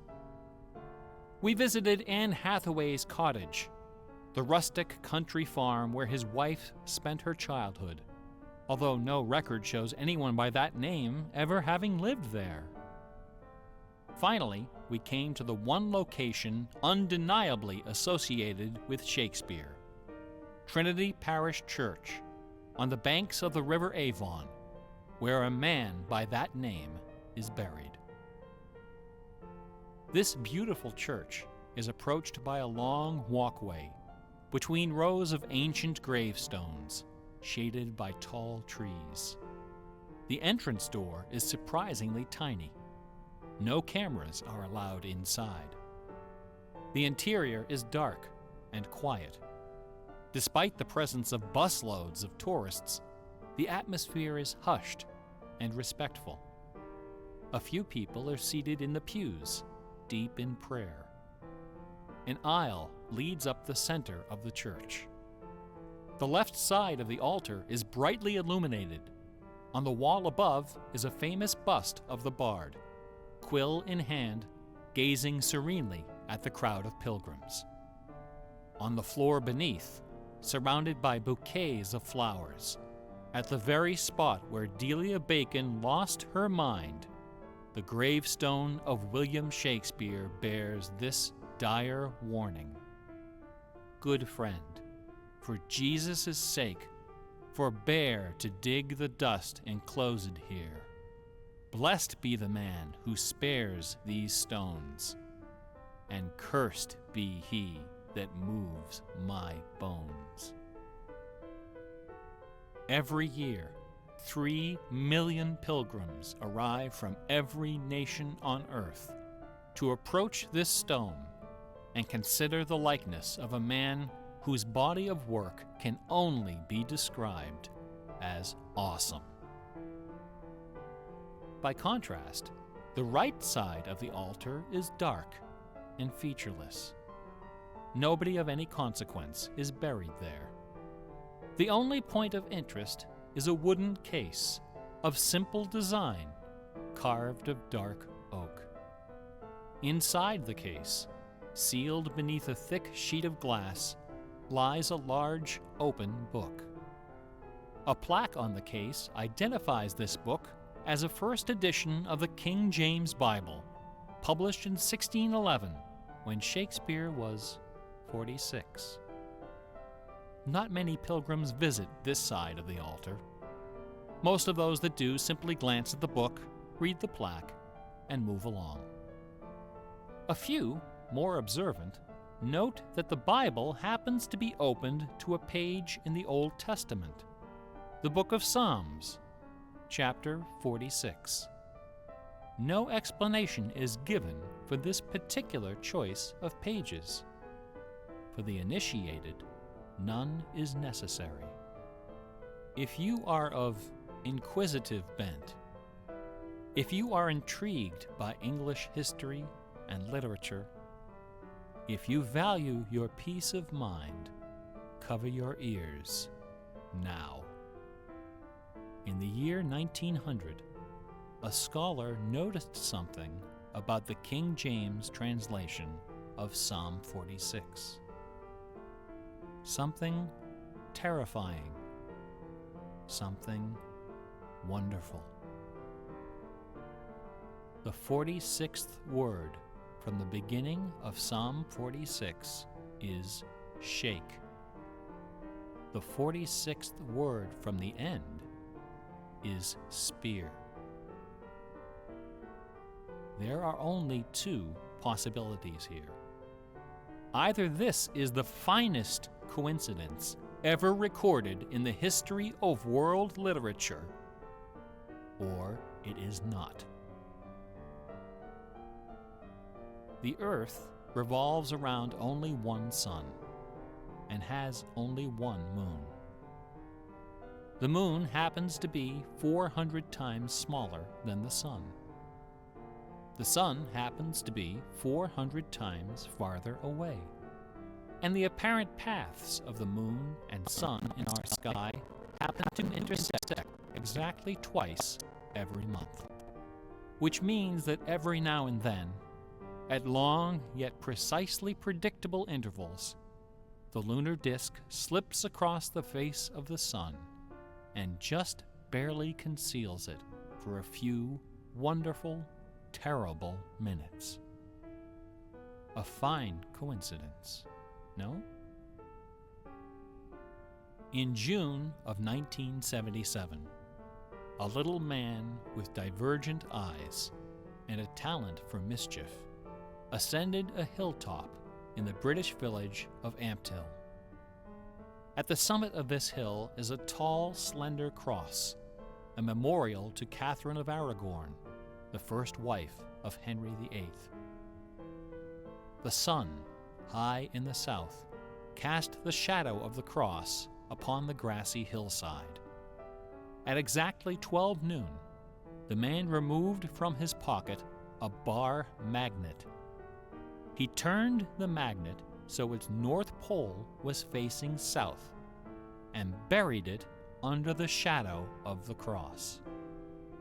2 years later, a few hours before the publication of his first book, the man returned to that hillside, this time in the dead of night.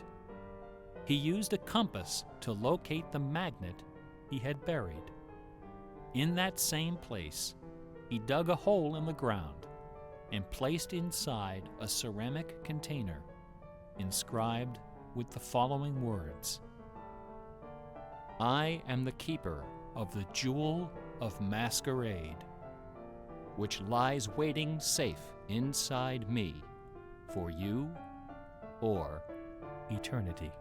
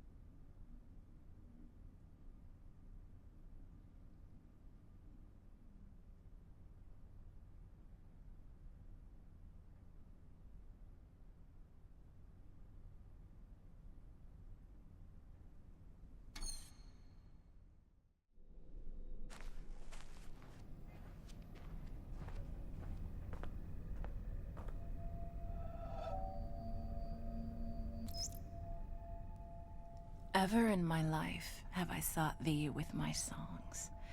It was they who led me from door to door, and with them I have felt about me, searching and touching my world. It was my songs that taught me all the lessons I ever learned. They showed me secret paths. They brought before my sight many a star on the horizon of my heart. They guided me all the day long to the mysteries of the country of pleasure and pain. And at last, to what palace gate have they brought me in the evening at the end of my journey?